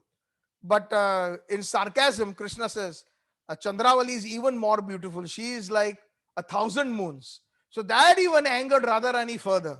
She was so upset, and her sulkiness and her man grew to higher and higher levels. The word Chandra, Avali means, Chandra means the moon, and Avali means 1,000. So practically, Krishna translated that word, that, Chandravali means she is beautiful like 1,000 moons. So he described the beauty of the south, of the opposite camp Gopi. So that made her even more. And then finally, in that pastime, and that is why it is called Mangad, because Radharani had shown extreme man or anger, sulkiness. But of course, there is a lot of love within that, because due to possessiveness, that why is he going there? He should be mine. And we will see that in the next verse, especially as the crescendo or the zenith of Mahaprabhu's mood increases in the last verse, Ashlishapada Ratam Pinashtumam. So coming back to this, that is the definition of man. And then Sneha is something that really makes the heart melt. So that sneha is found predominantly in the Vatsalya ras, where the heart of Mother Yashoda and the elderly Gopas and Gopis, they really melt with Krishna's presence and the touch of Krishna. uh, these symptoms are there in Vatsalya ras, that uh, that even the slightest contact with Krishna or the slightest vision of Krishna will bring about a certain transformation in their body of Mother Yashoda. She will start emanating milk from her breast just by seeing Krishna. Even when Krishna was grown up, Krishna used to breastfeed from Mother Yashoda. This is not very easy to understand. And Mother Yashoda was very old. Actually, Krishna was conceived, practically speaking, when Nanda Baba and Yashoda Mai were at a very advanced stage. They were not young. Many people portray them as very young and all. They look young because that is the quality of Golok. But they were of very advanced in age as such too. And they conceived Krishna at that age. Because and then of course, so like this, so Mother Yashoda always used to, her blouse was always wet with milk. Always, because that is the symptom of Vatsalya Rasa. And not only Mother Yashoda, but all the other gopis also. If you all even remember, when Putna came, you know, the love, the Vatsalya Ras is such that the gopis were feeding Krishna with their respective breasts. Not only Mother Yashoda, but Mother Yashoda used to give Krishna to the other gopis in Vrindavan, and automatically milk would flow because of the Vatsalya, because of the motherly affection in the other gopis of Vrindavan. So similarly, even when she came, Putna, disguised as a very beautiful coward girl, and she wanted to feed Krishna, breastfeed, because of the Vatsalya Ras. You see, that's why she asked Mother Yashoda, "Can I please carry him in my arms? He's such a beautiful baby. I would like to breastfeed him." So that was considered very normal. It is considered extremely normal because of the motherly affection that they had, the prem. All of these older ladies, motherly personalities had for Krishna. And even the fatherly personalities who always took care of Krishna, like Nanda Baba, the uncles of Krishna, and many elderly Gopas. Because that is the reason why they listened to Krishna when they said, Krishna said, we have to stop this Indra Yagya. No need to offer all this. Every year you're offering, offer it to Govardhan. So everybody agreed, and Nanda Baba was the chief, all the elders, because they had this love. It is just that what Krishna was saying was sweet to their ears. It was nectar to their ears. So they agreed to whatever Krishna said, whatever Krishna proposed. Even the lifelong, or the what do you call, the long, very old tradition, they were willing to change that just at the words of Krishna. So that shows that there is that is known, that kind of prem in Krishna prem is known as sneha. Sneha is also a very common word in the other Indian vernacular languages. So sneha is described by Rup Goswami as such, as predominantly. But sneha is also present in Madhurya Rasa. Please remember this, my dear devotees. In Madhurya Rasa, all the other rasas are present. So sneha is also present. But not all the different transcendental symptoms are present in Vatsalya or in Sakhya. They are specific. Like Vatsalya is predominantly, as I had mentioned earlier, it is the love known as the affection of Pranaya. And Pranaya is also present in Madhurya Rasa. And the Sneha is predominantly the loving characteristic of loving Krishna in the parental love, right? But Mana is exclusive to Madhurya Rasa. Mostly, we can say 99.99%. Sometimes there is man expressed by even the coward friends of Krishna. They are upset at him. But that kind of man that is expressed in the Madhurya Ras is of deeper in nature, which then gets transformed into raga. There is deep attachment, and that happens due to the separation. They feel that separation. So now we are talking about that raga that Chaitanya Mahaprabhu feels in the Gambhira, where he's saying that in the blink of an eye, yugaitam nimishena chakshusha pravashaitam shunaitam jagat sarvam govinda virahena me. In the absence of Krishna, in the separation of Krishna, I'm feeling that every moment due to a separation, it feels like millions of years feels like millenniums. So that raga is an example of acute pain being experienced as happiness due to raga is found. So, and we had given different examples from last time in from Ujjwal Niramani about how Radharani is having a conversation with Lalita Sakhi about how Radharani in the middle of the heat in Govardhan on the heated terrain where the stones, the chip stones, and the heat of the day. It is said that Govardhan is in the Guinness Book of Records. Somebody told me that a few years ago, reaching highest temperatures, just like they found in the deserts of Saudi Arabia and the Kalahari Desert, etc. in Australia, the heated parts. Govardhan reaches approximately sometimes 50 degrees Celsius or 55 degrees. It has even recorded high temperatures. So in such a high temperature, Radharani is simply standing there and gazing at Krishna, who is grazing the cows.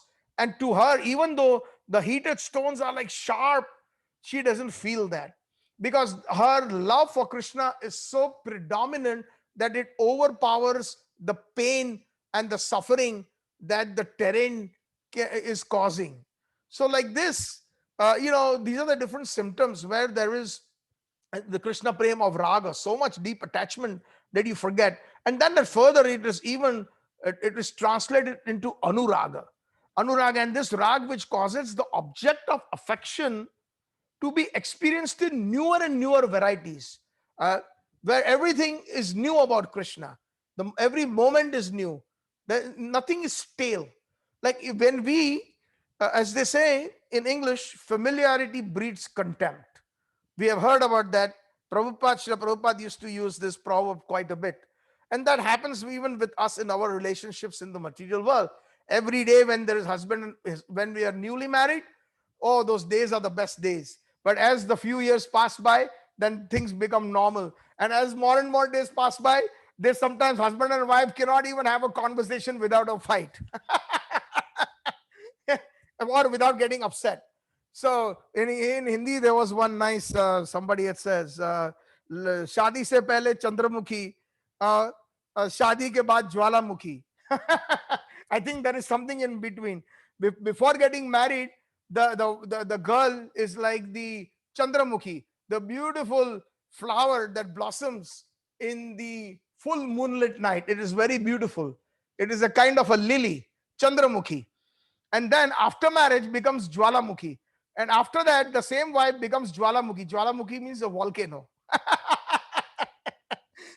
So the fighting and the bickering and all those things.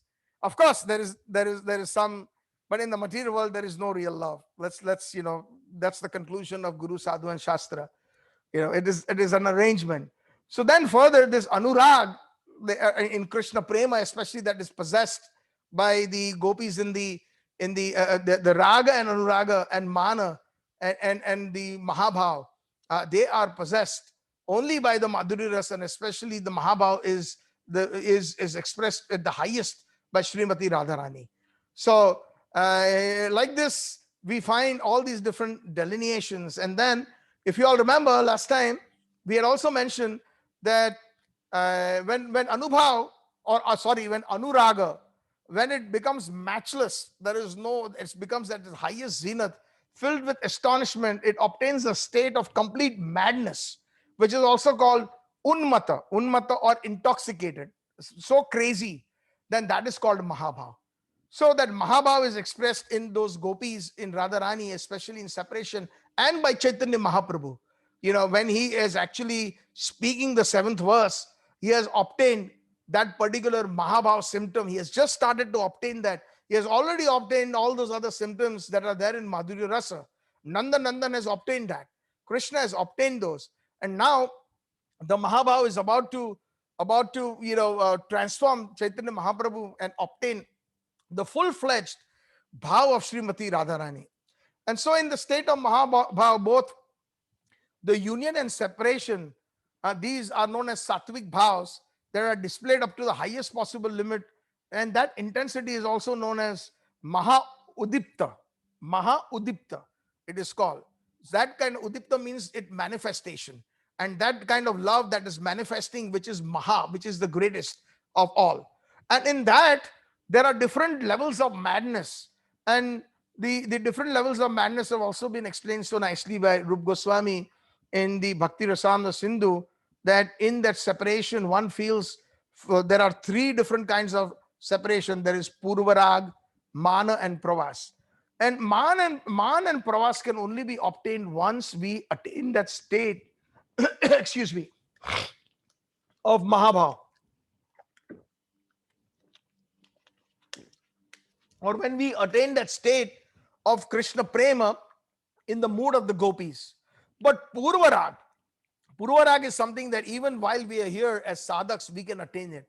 Purvarag basically means the attachment, so much love that there is an anticipation of separation, or anticipation of meeting Krishna.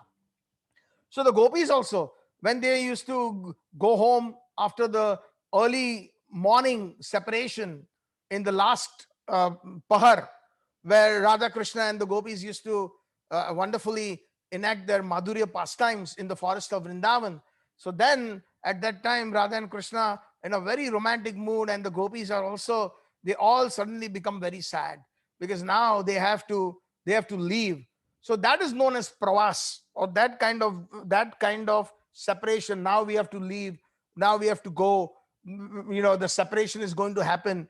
Within a few minutes, we will be separated. We are going back to our own homes, and all day they are thinking of along the way when they're going home. The gopis are thinking, Radharani is thinking, oh, when will I meet Krishna again? I'm supposed to meet him this afternoon. Somewhere in Terkadam, so all those different signs are given by the duties, by the messengers, that today, in a very, very secret way, they will send out a message. Today, Krishna will meet us here at this location. All the place of rendezvous or the place of meeting would change every day in different locations in Raj Mandal, just to make sure that, it goes very smoothly without the elders not being present, without the cowherd boys. They have already gone deep into grazing, taking the cows deeper into the forest. And at that time, Krishna is left alone, waiting for the other rasa, which is the Madhurya rasa, the gopis, to meet them. So all of this they are thinking on the way home. When they're home, when they go back, they take a bath, and they do all the daily things, cooking and all. They're always in Purvarag. Purvarag means what is going to happen. When will I meet Krishna? That anticipation, that separation in Purvarag. So Chaitanya Mahaprabhu, through his teachings, has shown that we can all obtain Purvarag. We can always have that anticipation that certainly one day we will meet Krishna. One day we will serve Krishna. One day we will serve Radha Krishna. We will be a part of his inner circle. One day. So that is known as Purvarag. So that is not limited just to the highest level and concept of the gopis of Vrindavan, and those who have attained that stage of liberation. But Purvarag is available to everyone. Anyone who is sincere, one can attain that, because that is what Chaitanya Mahaprabhu's statement is. In practicing, a practicing devotee who is still within this world, or in this Jad Jagat, in this world of matter, in this material world, is fit to taste the separation only in the condition of Purvarag. Chaitanya Mahaprabhu has mentioned that.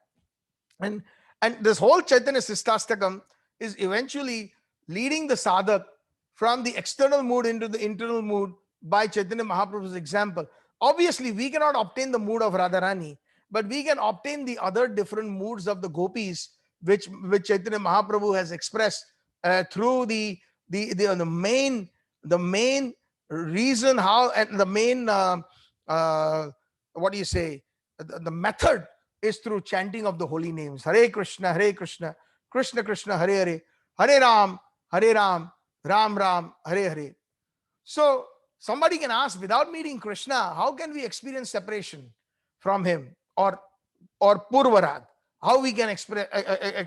So there are different narrations of the pastimes about Purvarag that is awakened when we hear the wonderful pastimes of Sri Krishna.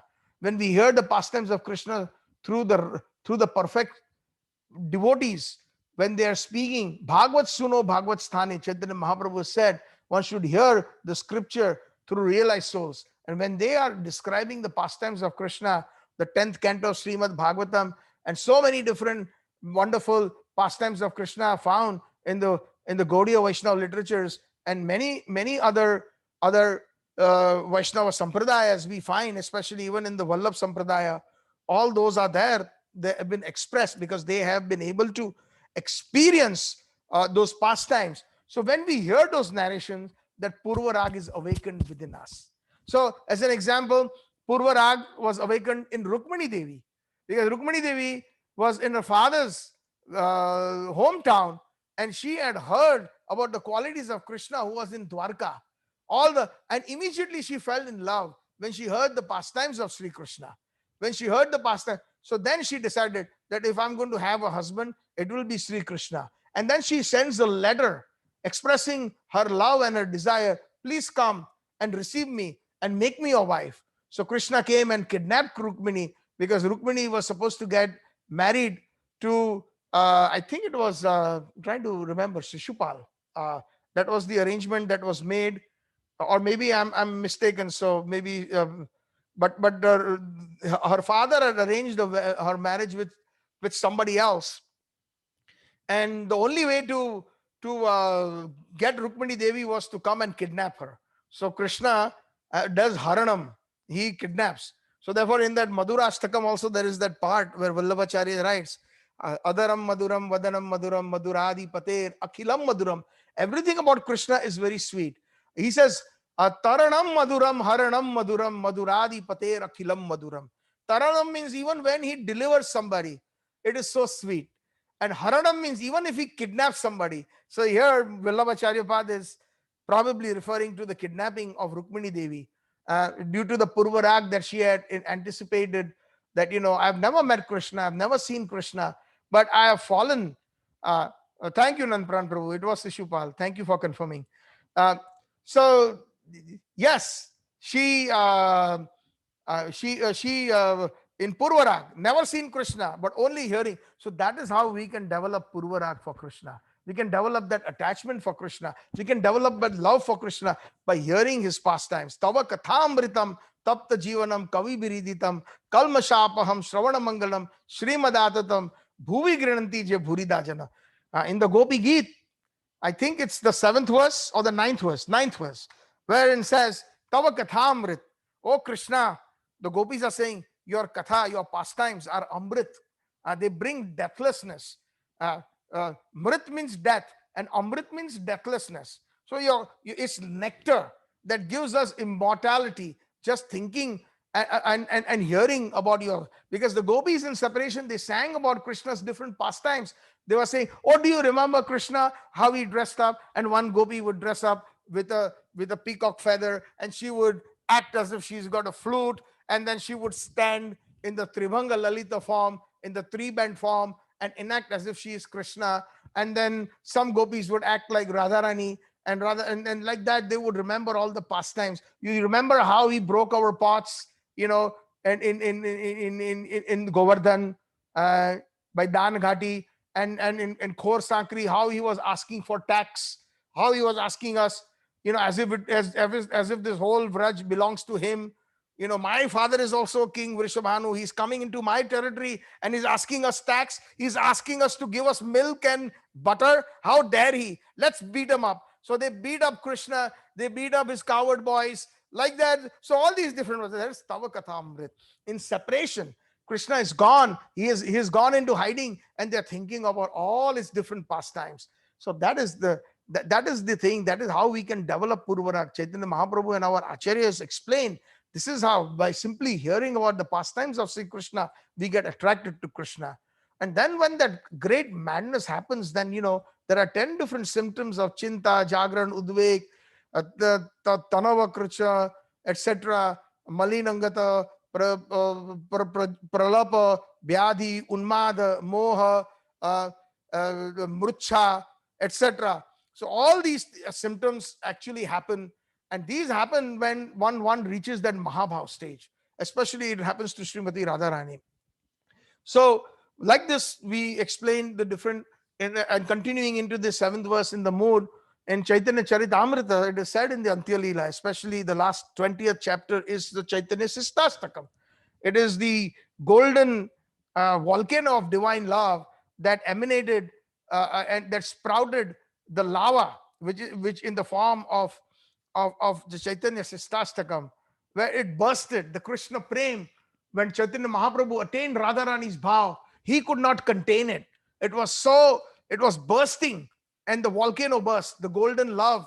All right. So then in Chaitanya Charitamrita, the 20th chapter, it is 20th, in the Antya Leela, 20th chapter, described Udvega Divasana Jaya Krishna Hoile Yuga Sama Varshara Mega Praya Ashru Varshe Noyana Govinda Viraha Shunya Hoilo Tribhuvana Tusha Anale Pade Jena Na Jane Jivana.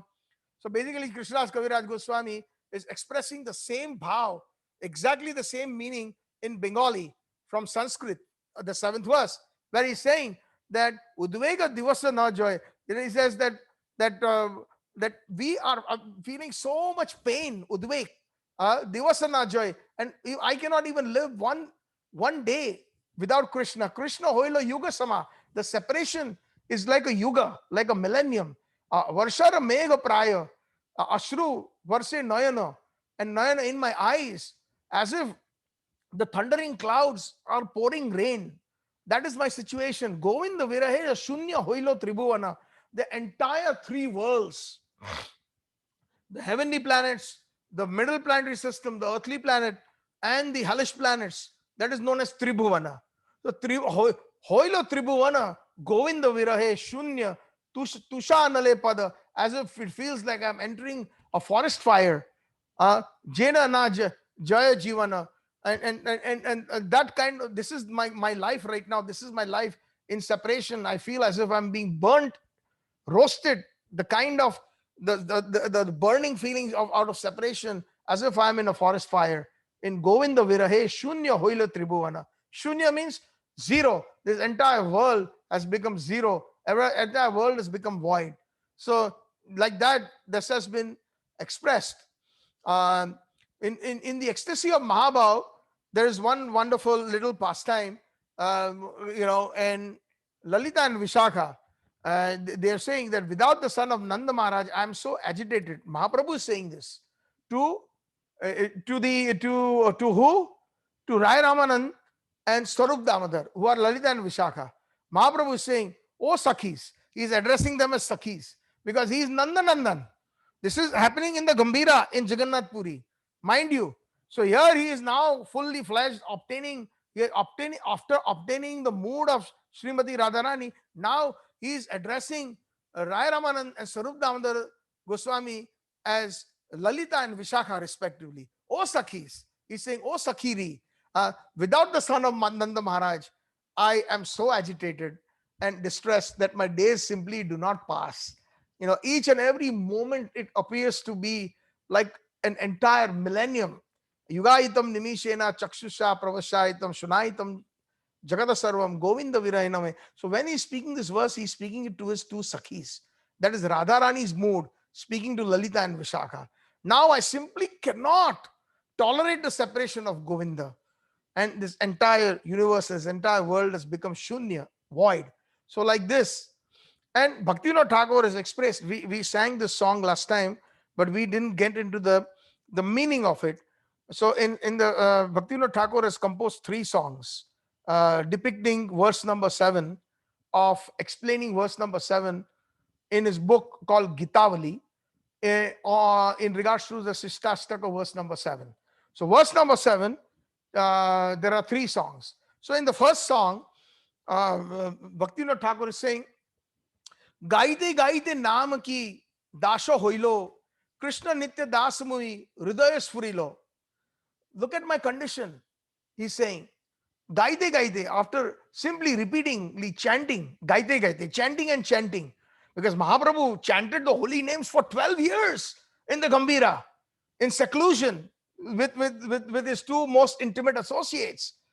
And he says, gaite gaite, in this condition, repeatedly chanting the holy name, the realization that I am the eternal servant of Krishna spontaneously became manifest within the heart.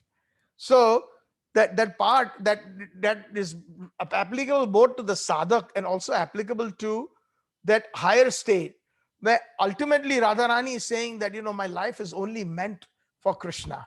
It is only meant for the service of Krishna. It is only meant for his happiness. Jana Leelam Maya Pashe Jada Jagate Govinda Virahe Dukkha Nai Nana Mate. He says that generally Maya Pashe, I realized that I was ensnared by the noose of Maya Pashe. Ei Jada Jagate, in this material world, Govinda Viraha Dukkha Pai Nana Mate. And due to his separation, I feel I am being afflicted with different kind of miseries out of the separation of Govind. And that is true again for the external and the internal reason. External reason being he's talking about the sadhaks like us, by the practicing devotees. Because when we have moved our bahirmukh, when we have turned ourselves away from Krishna consciousness, then we are simply suffering in this world, birth after birth after birth. So he's saying the same thing in a double meaning. Jana Leela Maya Pashe, due to the noose of Maya, under the influence of Maya, Ei Jad Jagate, in this material world, Govinda Virahe, because of not being Krishna conscious, Dukkha Pai Nana Mate, I have been afflicted with many different types of miseries. So that is a symptom of this material world. Janma Mritya Jaravyadi Dukkha Dosha Anudarshanam. Krishna mentions that in the Bhagavad Gita as well. So for the common sadhak also, this verse makes perfect sense. But from the internal perspective, Radharani is speaking now. That bhava of Radharani is saying that I am without Govind, even I may have everything else, but because in his separation, I find this whole world to be miserable. Because I cannot find his association. I cannot find the association of Krishna. So each and every verse has internal and external meanings, just like Mahaprabhu's moods are internal and external, so are his pure devotees. They compose things in such a wonderful way that it is common to the most, it is applicable to the most common persons who are practicing. At the same time, it has got deeper meanings for the highly realized souls. Then he says further in the third verse, Areje samshare mor nahi lage bhalo, kaha jai Krishna heri ei chinta vishalo. Furthermore, Bhaktivinoda Thakur is saying, I realize that I do not like this worldly existence. In the separation of Krishna, where I cannot see Krishna, this worldly existence doesn't mean anything. In one of the other bhajans that Thakur Bhaktivinoda says in Sharanagati, in the bhajan Manasa Deha Geha Jo Kichu Mor Arpilu Tua Pade Nanda Kishore, he says that Kita Janma Hoilu Yathatu Adas Bahirmukha Janma Brahma Janma Nahi More As.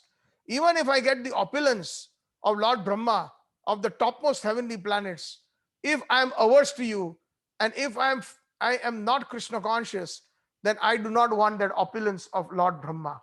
I prefer to be born as an insect in the house of a Vaishnava, in the house of a devotee. So at least the opportunity for Krishna consciousness will be constant and always. So RJ samsare mor nahi lage bhalo. I don't like this word, mor nahi lage bhalo. Kaha jai Krishna heri ei chinta vilaso. Where can I see Krishna? When will I be able to? This is my great anxiety. So for us, the meaning is that we should always be concerned that when will I become better in my Krishna consciousness? When will I be able to chant in a better mood, in a better consciousness? When will my chanting quality improve? When will all those different good qualities of a Vaishnava manifest in me? Because when that will happen, then I will be able to serve Krishna properly. So that is the meaning of this third verse from an external perspective. But from the internal perspective, obviously, because he has obtained the mood of Sri Radha, Bhaktivinoda Thakur is expressing an internal mood as well. Bhaktivinoda Thakur in this particular first bhajan is also expressing that Kandite more, Aki Barishoy. Kandite means crying and crying. More, me. Aki Barishoy. Aki means my eyes. They are pouring like rain. Or Barishoy. Barsa. Barishoy. Barsha Dhara Heno chakshe hoilo uday. And torrents of tears are falling, just like the Varsha Dhara, like the falling of the rain. It is happening to me. My eyes are full of torrential rains. Just like we find Vishwanath Chakravarti is saying in the second verse of the Gurvashtakam that Mahaprabhu Kirtan Nitya Gita Vaditra Madhyan Manaso Rasayana Romancha Kamp Ashru Ashru Taranga Bhajo Vande Guru Sri Charanavinda. That is what the holy name does when it is in its purest state. Mahaprabhu Kirtan, when the Kirtan that has been approved by Mahaprabhu, or the Kirtan that Mahaprabhu did, which is Hare Krishna, Krishna Krishna, Hare Hare, Hare Ram, Ram Ram, Hare Hare. What did it do? It transforms the Guru or the pure devotee or the Acharya. What are the symptoms when he's chanting the holy name? When he is Mahaprabhu Kirtan, when he is chanting the holy names approved by Mahaprabhu, or the holy names that are chanted by Mahaprabhu, even the pure Acharya, he is dancing, Nitya, Kirtan, he is like a madman, he's singing, Nitya Gita, Vaditra, Madhyan, Vaditra, he is playing the instruments, different instruments. Srila Prabhupada, I don't know how many of you have had the opportunity, I'm sure, if you go back to the nostalgic tapes of Srila Prabhupada, they are still available. And Prabhupada is playing the harmonium and he's singing the bhajans. And especially if you hear some of those bhajans like Krishna Kirtana Ganara Tana Paro Premamritambo Nidhi Dhira Dhira Jana Priya Priya Karo Nirmansaro Pujito He Radhe Vraja Devaki Chalalite He Nanda Suna Kuto. So this Sada Goswami Astakam, composed by Sri Navas Acharya, that is expressed, is full of separation. It's the viraha. It's the same thing which Chaitanya Mahaprabhu is expressing in the Gambhira in the 7th verse. Where are these personalities? And when Srila Prabhupada has sung it and he has played the harmonium, I'm telling you, every time I hear it, I get goosebumps. I get horripilation. My hair stand at an end. And one cannot help but just simply appreciate the pure devotional mood of his divine grace. So Vaditra Madhyan, they are expert in playing musical instruments, because that's what they do. They have got the 64 Chausad Kala, the 64 different expert qualities that are there in Golok, especially that are possessed by the gopis and the manjaris. They are a part of those gopis and manjaris. So they are very expert in Vaditra. Madhyan means they are intoxicated in the holy name. They are mad. And that is the condition of Chaitanya Mahaprabhu. A Manaso Rasena, always relishing within the heart of the hearts, that rasa, that mellow, whether in separation or union. But this particular song is in separation, that Vishwanath Chakravarti, the Mangala Arti that has been composed. And Romancha, Kampashru, Taranga Bhajo, Romancha, the hairs on the body stand at an end. Kampanashru Taranga, Kampanashru, there is shivering, and Ashru Taranga, tears are flowing like torrential rain. That is the symptoms of taking the holy names. This is the same thing with Bhaktivinoda Thakur and all the acharyas. They feel it and they express it in their own different words, expressing their experiences. Bhaktivinoda Thakur also says, Nimesha hoilo mor sata yuga sam, govinda virahe or sahita aksham. Nimesha hoilo. It feels as if the separation of Govinda is getting longer and longer for me. And the passing of every moment, Nimesh means the blinking of an eye. How much time it takes to blink an eye? That is why it is called split of a second. So that much time he's saying that Govinda virahe nimesha hoilo more. That simple blinking of an eye, the time it takes for the blinking of an eye, it feels as if it is millions and millions of years, as if millenniums have passed. Govinda virahe or Shahita Akshama. It feels like as if it is Aksham. Aksham means there is no end due to his separation. Then further he says in that first song, Shunya Dhara Tala Chaudi ke dekhiye Parana udasha hoy, kir kori, sthira nahi hoy, jivana nahi lo roy.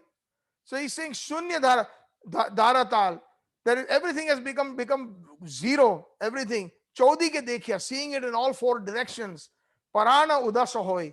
My soul is very sad. I'm feeling great sadness. Ki kori. What should I do? What should I do? Sthira nahi hoy. I'm not able to control myself. I'm not able to find myself at peace. Sthira nahi hoy. Jibano nahi ka roy. And I do not want to keep my life. I feel like that my life has become useless. And jivana nahi ka roy. And simply, I'm feeling that this life is slipping away from my body. Then further, he's expressing in the same bhajan, in verse number 7, Brajavashi Gana, more prana rakho. He's praying to the Vrajvasis. Oh dear Vrajvasis, please keep my body, keep my life. I'm only dependent on you. Dekho Sri Radhanath. Oh, and then he's praying to Krishna. Oh Radhanath, dekho, please look at me. Oh Radhanath. Bhakti Vinod Minati Maniya. Bhakti Vinod is fervently praying. Minati Maniya. Laho Tahar Sathe. Please take me with you. Engage me in your service. That is the bhava of Bhakti Vinod. So Sri Krishna Viray or Sahitya Napari, Parana Chadite or Dino Devuchari. And I'm unable to further tolerate this separation from my Lord Sri Krishna, and I'm ready to give up my life in 2 or 4 days. Or din dui chari, do char din, as we say it in Hindi. Or dina dui chari. In 2-4 days, I think I will be ending my life. Today we sang song number 2 and 3. They are short, and the essence is that this is getting more and more worse. And Bhaktivinoda Thakur is saying, Gaite govinda-nām, upajilo bhavagram, singing the name of Govind, upajilo bhavagram. Now I have obtained this state, obtained this bhav. Dekhilam Jamuna kule, looking at the banks of the river Jamuna, Brishabhanu Suta Sange. Look, now I see Radha and Krishna on the banks of the river Jamuna. Shyama Nata Bara Range. And Radharani is along with the dancing Krishna. Natavara Range, Bansari Bajaye, Nipamule, and Krishna is playing his flute at the base of the Kadama tree. Nipamule means Kadam. So under the Kadama tree, he's playing the flute. Now I see that. Bhaktivinoda Thakur is actually expressing this. And then he's saying, Dekhiya Jugala Dhana Asthira Hoilo Man. Now that I have seen the wealth of the Jugaladhan, the divine couple, Asthira Hoilo Man. Now my mind has become very unsteady. Jnana hara hoinu takhon, koto kshane nahi jani, jnana labo hoilo mani, or nahi bhelo darshan. My mind became unsteady and I lost consciousness. I became unconscious. I do not know for how long I was unconscious.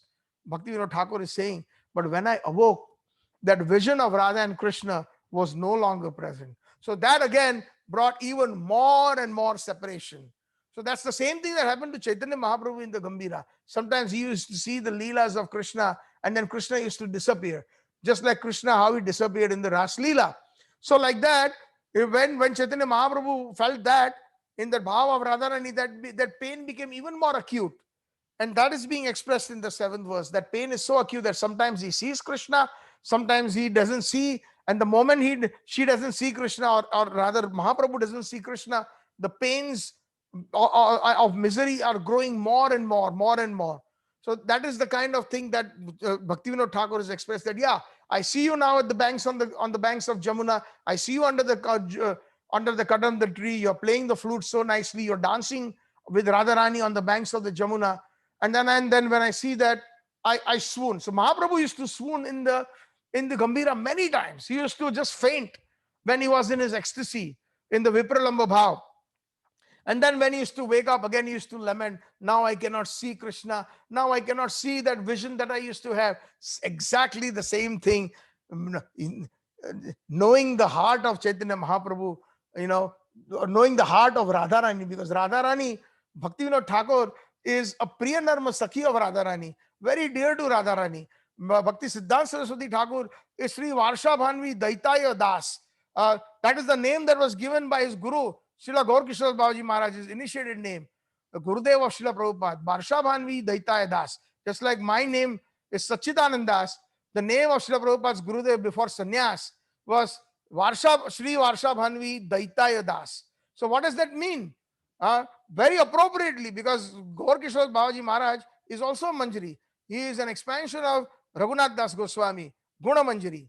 So he sees that Nayana Manjari, who is very dear to Kamla Manjari or Bhakti Vinod Thakur, and who is very dear to Rup Goswami, and they are all very dear to Srimati Radharani. So in that, seeing the original bhav or the original position, constitutional position of the son of Bhakti Vinod Thakur, Gaur Kishore Babaji Maharaj initiates him by giving the Sri Varsha Bhanvi Devi, Daitaya Das. Sri Varsha Bhanvi Devi means Srimati Radharani. And Daitaya means very dear. And Das means a servant. So servant who is very dear to Radharani. That was the name that was given to Prabhupada's Gurudev during his brahmachari days. And then, of course, his name changed after he took sannyas. So that is the bhav here that has been expressed. And then in the last song, he's saying, the second verse of the second song, that Dekhiya Jugaladhan Astira Hoilo Man, Gyana Horo Hoinu Takhon, Koto Shane Nahi Jani, Gyan Lavo Hoilo Mani, Ar Nahi Bhelo Darshan. Dekhiya Yugaladhan, I'm seeing this treasure of the divine couple, Astira Hoilo Man. I'm becoming very, very unsteady. I'm losing my consciousness. And we already described that. I just repeated this verse. And when I woke, that vision was gone. So that even caused even more deeper separation.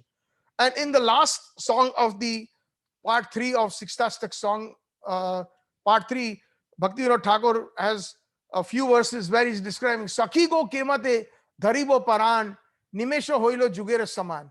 So same bhav of Mahaprabhu. Sakhi go kemate, oh my Sakhis. He, like Bhakti Vinod Thakur or Kamala Manjari, is speaking to the other Manjaris and to other Sakhis.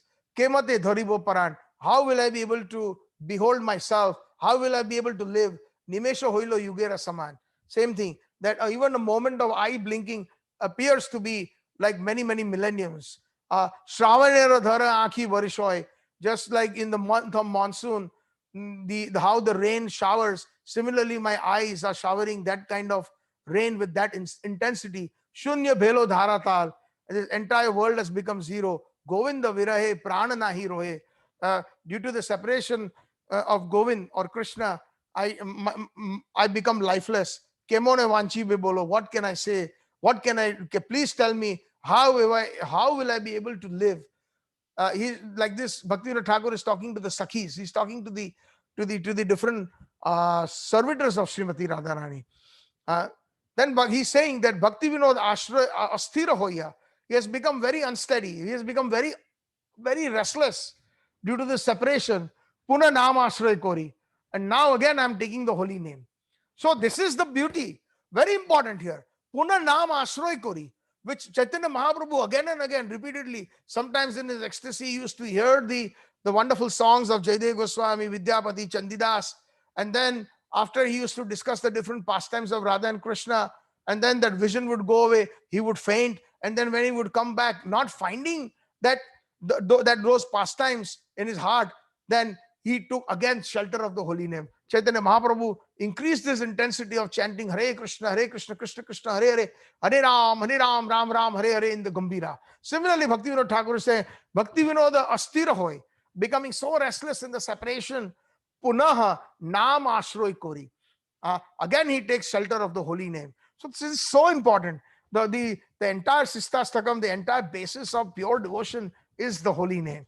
Dake Radha Nath, Diya Darshan. Oh Master, oh Lord of Radha, please show yourself again. Prana Rakho Nahi Mari. Otherwise, I won't be able to maintain my body. I will certainly perish. So like this, the 3 songs that Bhakti Vinod Thakur has expressed are amazing.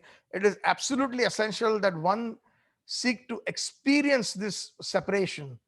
Otherwise, we will not understand it. There are many Vaishnava communities There are bona fide Vaishnavas, but do not do not come to the point of such deep vipralamba or deep separation as the Gaudiya Vaishnavas. And that is why the Gaudiya Vaishnavas are distinctly apart from the other Vaishnava sects as well. Not to undermine, but they have a certain bhav. Most of them, on all the other Vaishnava sampradayas, it is union. There is no separation. But here there is a certain happiness in separation, which only the Gaudiya Vaishnavas feel. So our acharyas say that it is absolutely necessary that one seek that experience of separation or the vipralamba bhav.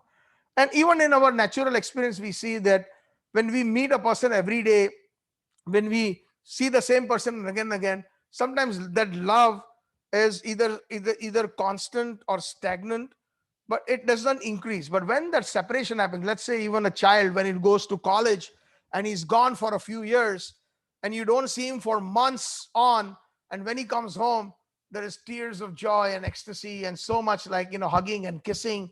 So these are the symptoms of separation. So the more the separation, the even more sweet the union becomes. And that is why the Gaudiya Vaishnavas have a lot of this speciality of the Vipralamba Rasa. So this verse has been cited to demonstrate this particular point, that Bhaktivinoda Thakur in his Gitavali, that the feelings of separations that are experienced in this material relationships that we find are simply that they give us more misery.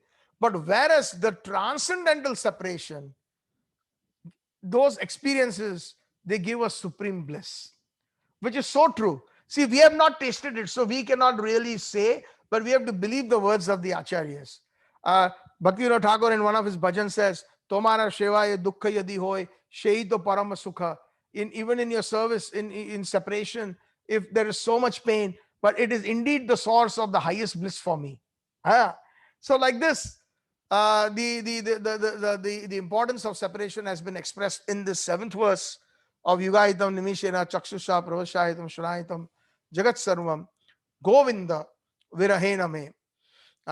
Therefore, it is also expressed, in the feelings of separation. It is a Yata Dekhe Vaishnavara Vyavhar Dukkha Nischaya Janiyo Shai Paramananda Sukha Janilo. In Chaitanya Charitam, there is mentioned Yatha Dekhe Vaishnava Vyavhar. When you see the what do you call the Vyavhar, meaning the reactions or the behavior of a Vaishnava, especially one who is in separation and he feels a lot of dukkha, feels a lot of misery. Nischaya Janilo. Certainly, please know that Shai Paramananda Sukha. For that Vaishnava, internally, externally, it is a lot of pain, but internally there is a Param Ananda Sukha. There is this great happiness. So this is Vipralamba Rasa that always gives nourishment to Sambhoga. And that is one of the reasons why Krishna goes to the other Sakhis like Chandravali and Shaibya. He goes to the other camps so that separation becomes so intense for Radharani, because Krishna loves Radharani the best. Krishna loves the Swapaksha gopis of Radharani more than anybody else, more than his own life. So sometimes he gives the highest pain to them so that whenever the union happens, it even becomes more and more sweeter. So to relish that sweetness, Krishna arranges those pastimes of meeting other gopis, and they apparently appear to be that Krishna is so cruel to the gopis, Krishna is so bad, although the gopis have given everything to Krishna that one cannot even imagine, he's still becoming like a debauchee. He's becoming like that word is being used in the next verse. Ashlisha pada ratam pinastu mam pinashtu mam adarsham marmo harto karotu va yatha tatha va vidhato lampato. The word lampato is used. Lampat means, in common language, I should not use that word, but just to give an idea, a playboy, one who is going from latching on from one girl to another girl. So that is a playboy. That is the meaning of lampato.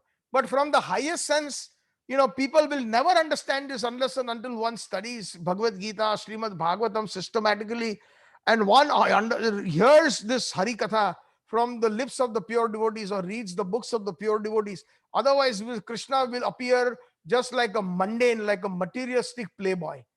Krishna will take that kind of a connotation and one will commit offenses. Little do they know that Krishna does this just to increase the man of Srimati Radharani, just to increase the love of the gopis, just to give them that so much intense separation. So whenever there is union, that union, every time there is union, there is new, sweeter and sweeter, higher levels of joy. Huh?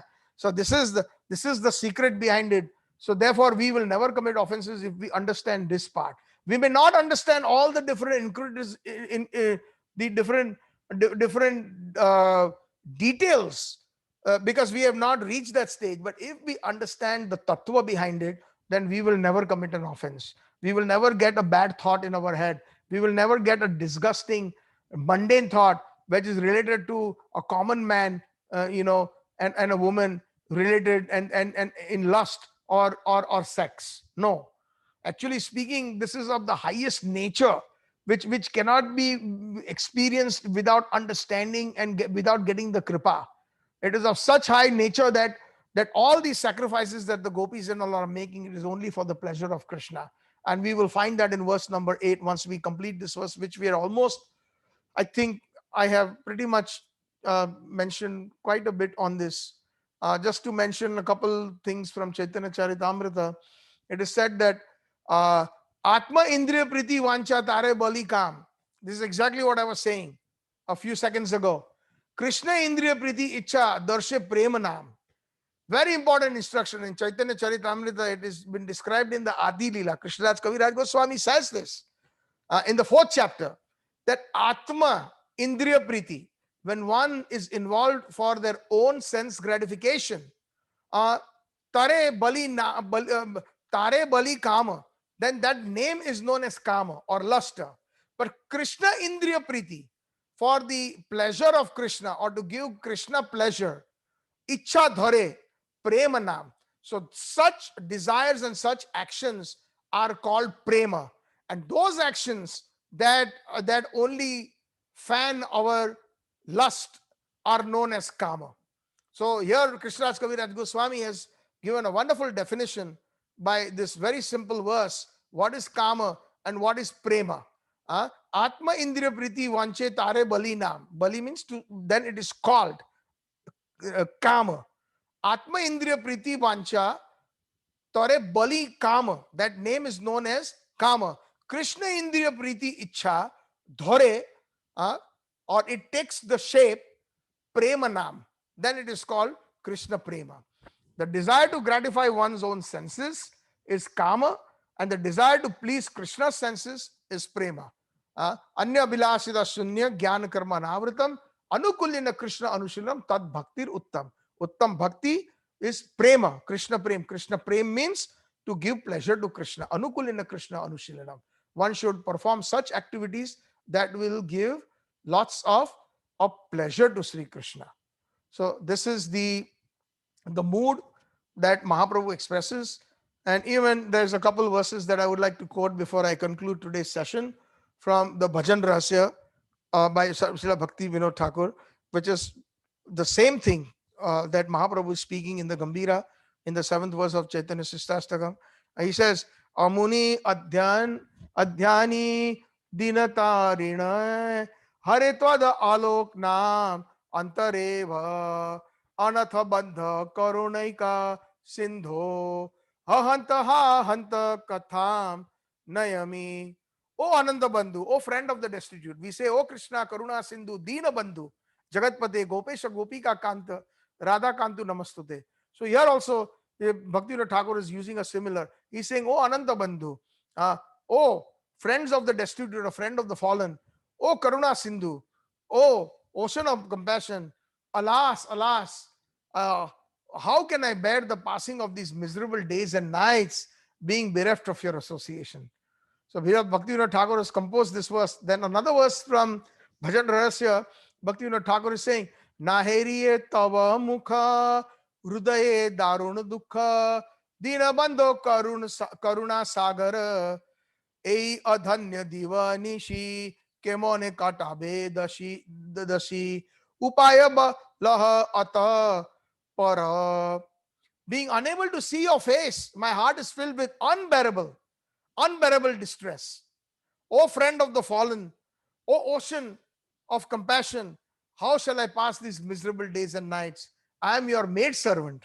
See, Bhaktivinoda Thakur, he is expressing now in his internal mood as Kamala Manjari. I am your maid servant. Therefore, please tell me immediately what am I to do about all this? So this is the, and then there's this very famous verse in which even I think Madhavendra Puri Pad used to love, saying Chaitanya Mahaprabhu's Param Gurudev, a guru of Guru Madhavendra Puri, to whom Srinath ji or Gopal ji had appeared in Govardhan. He says, He Dina Dayadranatha, He Krishna Mathura Natha, Kabe Puna Pabe Darshana, Na Dekhi She Chandra Mukha, Vyathita Hridaye Dukha, He Daita Ki Kori Ekhana. O Lord, whose heart melts the compassion of the destitute. Oh, those who are fallen, you melt their hearts. Oh Krishna, master of Mathura, when will I see you again? So here the Vrajvasi mood is, now Krishna has gone to Mathura. So they try to kind of, make Krishna feel guilty by calling him Mathura Nath. Krishna doesn't like to hear such words because he is their gopis' darling, and he's the Vrajvasi's darling. So he doesn't like to hear the words Dwarkadish or Mathura Nath from their mouth. But the gopis they use such sarcasm. So they, Hey Dina Dayadra, oh, we have heard that you are full of compassion. Hey Krishna, oh Mathura Nath. So they are kind of punching him. So these are some very esoteric moments when we read such verses. They are amazing. Kabe puna paba darshan, kabe puna pabe darshan. When again will we see you again in Vrindavan? Na dekhi se chandra mukha. We cannot see your beautiful moon-like face. Vatita hridaya dukha. And within our hearts, we are full of sorrow. Hey daita ki kori ekhon. Now what shall we do now that you are not here? There's a similar bhajan that has been expressed in Gujarati by very wonderful bhav of Uddhav. The gopis are complaining to Uddhav, and they are saying that Hey Uddhav ji, hey mara wala ne vadine ke jo ji, mane to manavi le jo re.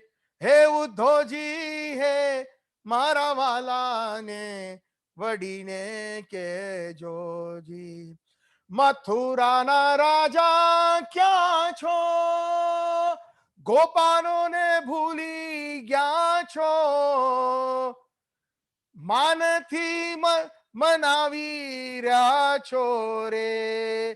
हे उद्धव जी है मारा माला ने मडीने के जो जी. Very heart rendering song this is.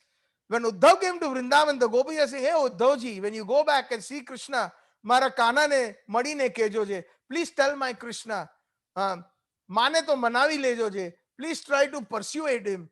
He says, Hey Mathura na Raja kya cho? Oh King of Mathura, where are you? So same way, hear the word Mathura Natha kabe puna pabe darshan. Mathura na Raja kya cho? Man thi madavi raya cho. You are we have to weigh you with man. We have to weigh you with so much, giving you so much importance. Where are you?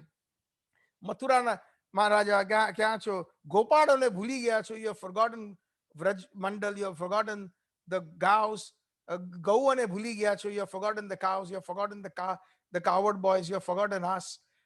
So like this, that is the bhav in separation.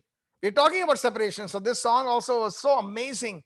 It is exactly the same bhav that Bhaktivinoda Thakur, Chaitanya Mahaprabhu, and the separation that has been experienced by the gopis. That I don't know who the author of this Gujarati bhajan is, but it is one of my favorites in Gujarati. The song of separation, where they are addressing Krishna, Hey Mathura na Raja kya cho? Where are you, O Lord of Mathura? So like that, na dekhi Chandra Mukha, not seeing your moon-like face, Vyathita hridaya dukha. There's a lot of pain in our hearts. Hey Daita ki kori ekhon. Oh, you are so dear to us. What shall happen to us? Please tell us. So this is the bhav. Bhaktivinoda Thakur also, one more verse I shall quote. He's saying Jagera Udvega Chinta, Tanavaga Malinata, Pralpa Unmada, Or Vyadhi, Mohana Mrityu, Dacha Dacha, Tahe Radha, Sui Vacha, Pailu Dukha, Kulera Avadi. When Radha Rani is struck with all these different conditions, what are those 10 different conditions which we had mentioned earlier, where the incoherent of the speech, and there are 10 different symptoms of chinta, anxiousness, jagran, one cannot get any sleep, udvega, one is agitated, tanava kruchata, the entire body is emacipated due to not eating well, malinangata, the discoloring of the limbs, the color of the body changes. Like sometimes when we see somebody who is very, very sad, we see the color of the body of that person has changed. That light or that effulgence has gone away in that person. So that is called malina angata. Angat means body, and malin means the color has changed, or it has been, malin means also, one can say, the color has been polluted. Malin also means polluted. Pralapa means incoherent speech. They just talk like a madman. Nobody can understand. They speak sometimes loudly, softly. They are murmuring something constantly. That is called pralapa. So these are the symptoms of the highest in Mahabhav. When somebody reaches that vyadi, one is stricken with tormenting ailment, unmada, madness, moha, bewilderment, and mrityu. Mrityu means basically, it means a feeling of like, almost like death, but not deathless. A stage where almost death has approached, or unconsciousness, that mrucha. That state of mrucha or unconscious. So Bhaktivinoda Thakur has expressed this in his bhajan rahasya, exactly the same thing. Jagar, udvega, chinta, tanavanga, malinita, pralapa, unmada, aravyadhi, mohana, mrityu, dacha dacha, tahe radha, suvivacha, paila, dukkha, kulera, avadhi. So when Sri Radhika is stricken with these different, with this Mahabhav, then these 10 conditions are displayed very clearly in her, in separation of Sri Krishna. She attains she attains the ultimate limit of pain and distress, and that is the condition of Chaitanya Mahaprabhu, which has been explained here through the 7th verse of Shri Chaitanya Shikashtakam. So I stop here now. Bolo Shri Chaitanya Shikashtakam ki jai. The 7th verse again, being that, O Krishna, in your separation, that each and every moment feels like a millennium, and torrential rains are flowing from my eyes. Yugaitam nimeshena chakshusha pravashaitam shunaitam jagat sarvam govinda virahena. Thank you so much. All glories to Shri Prabhupada. All glories to Thakur Bhakti Vinod ji. Nama Bhakti Vinodaya Satchitananda Namine Gaura Shakti Swarupaya Rupanugavaraite. ब्रह्मवद गौड़ी संप्रदाय आचार्य गुरुवद की जय. नमो महावदन्याय कृष्ण प्रेम प्रदायते कृष्ण कृष्ण चैतन्य नामिने गौर तिशय नम. गौरांग महाप्रभु की जय. यदि गौर ना होइते तबे की होइतो केमो ने धरिताम दे. राधार महिमा प्रेम रस सीमा जगत जानत के. If Chaitanya Mahaprabhu had not appeared, how would I have maintained my body? And how would we have known, how would have the world known the zenith of the love that is expressed by Srimati Radharani, the highest prema, if Chaitanya Mahaprabhu had not appeared? Hare Krishna, Krishna Krishna, Hare Hare, Hare Ram, Ram Ram, Hare Hare. Gaur Premanande, Hari Hari Bol. Gaur Premanande, Hari Hari Bol.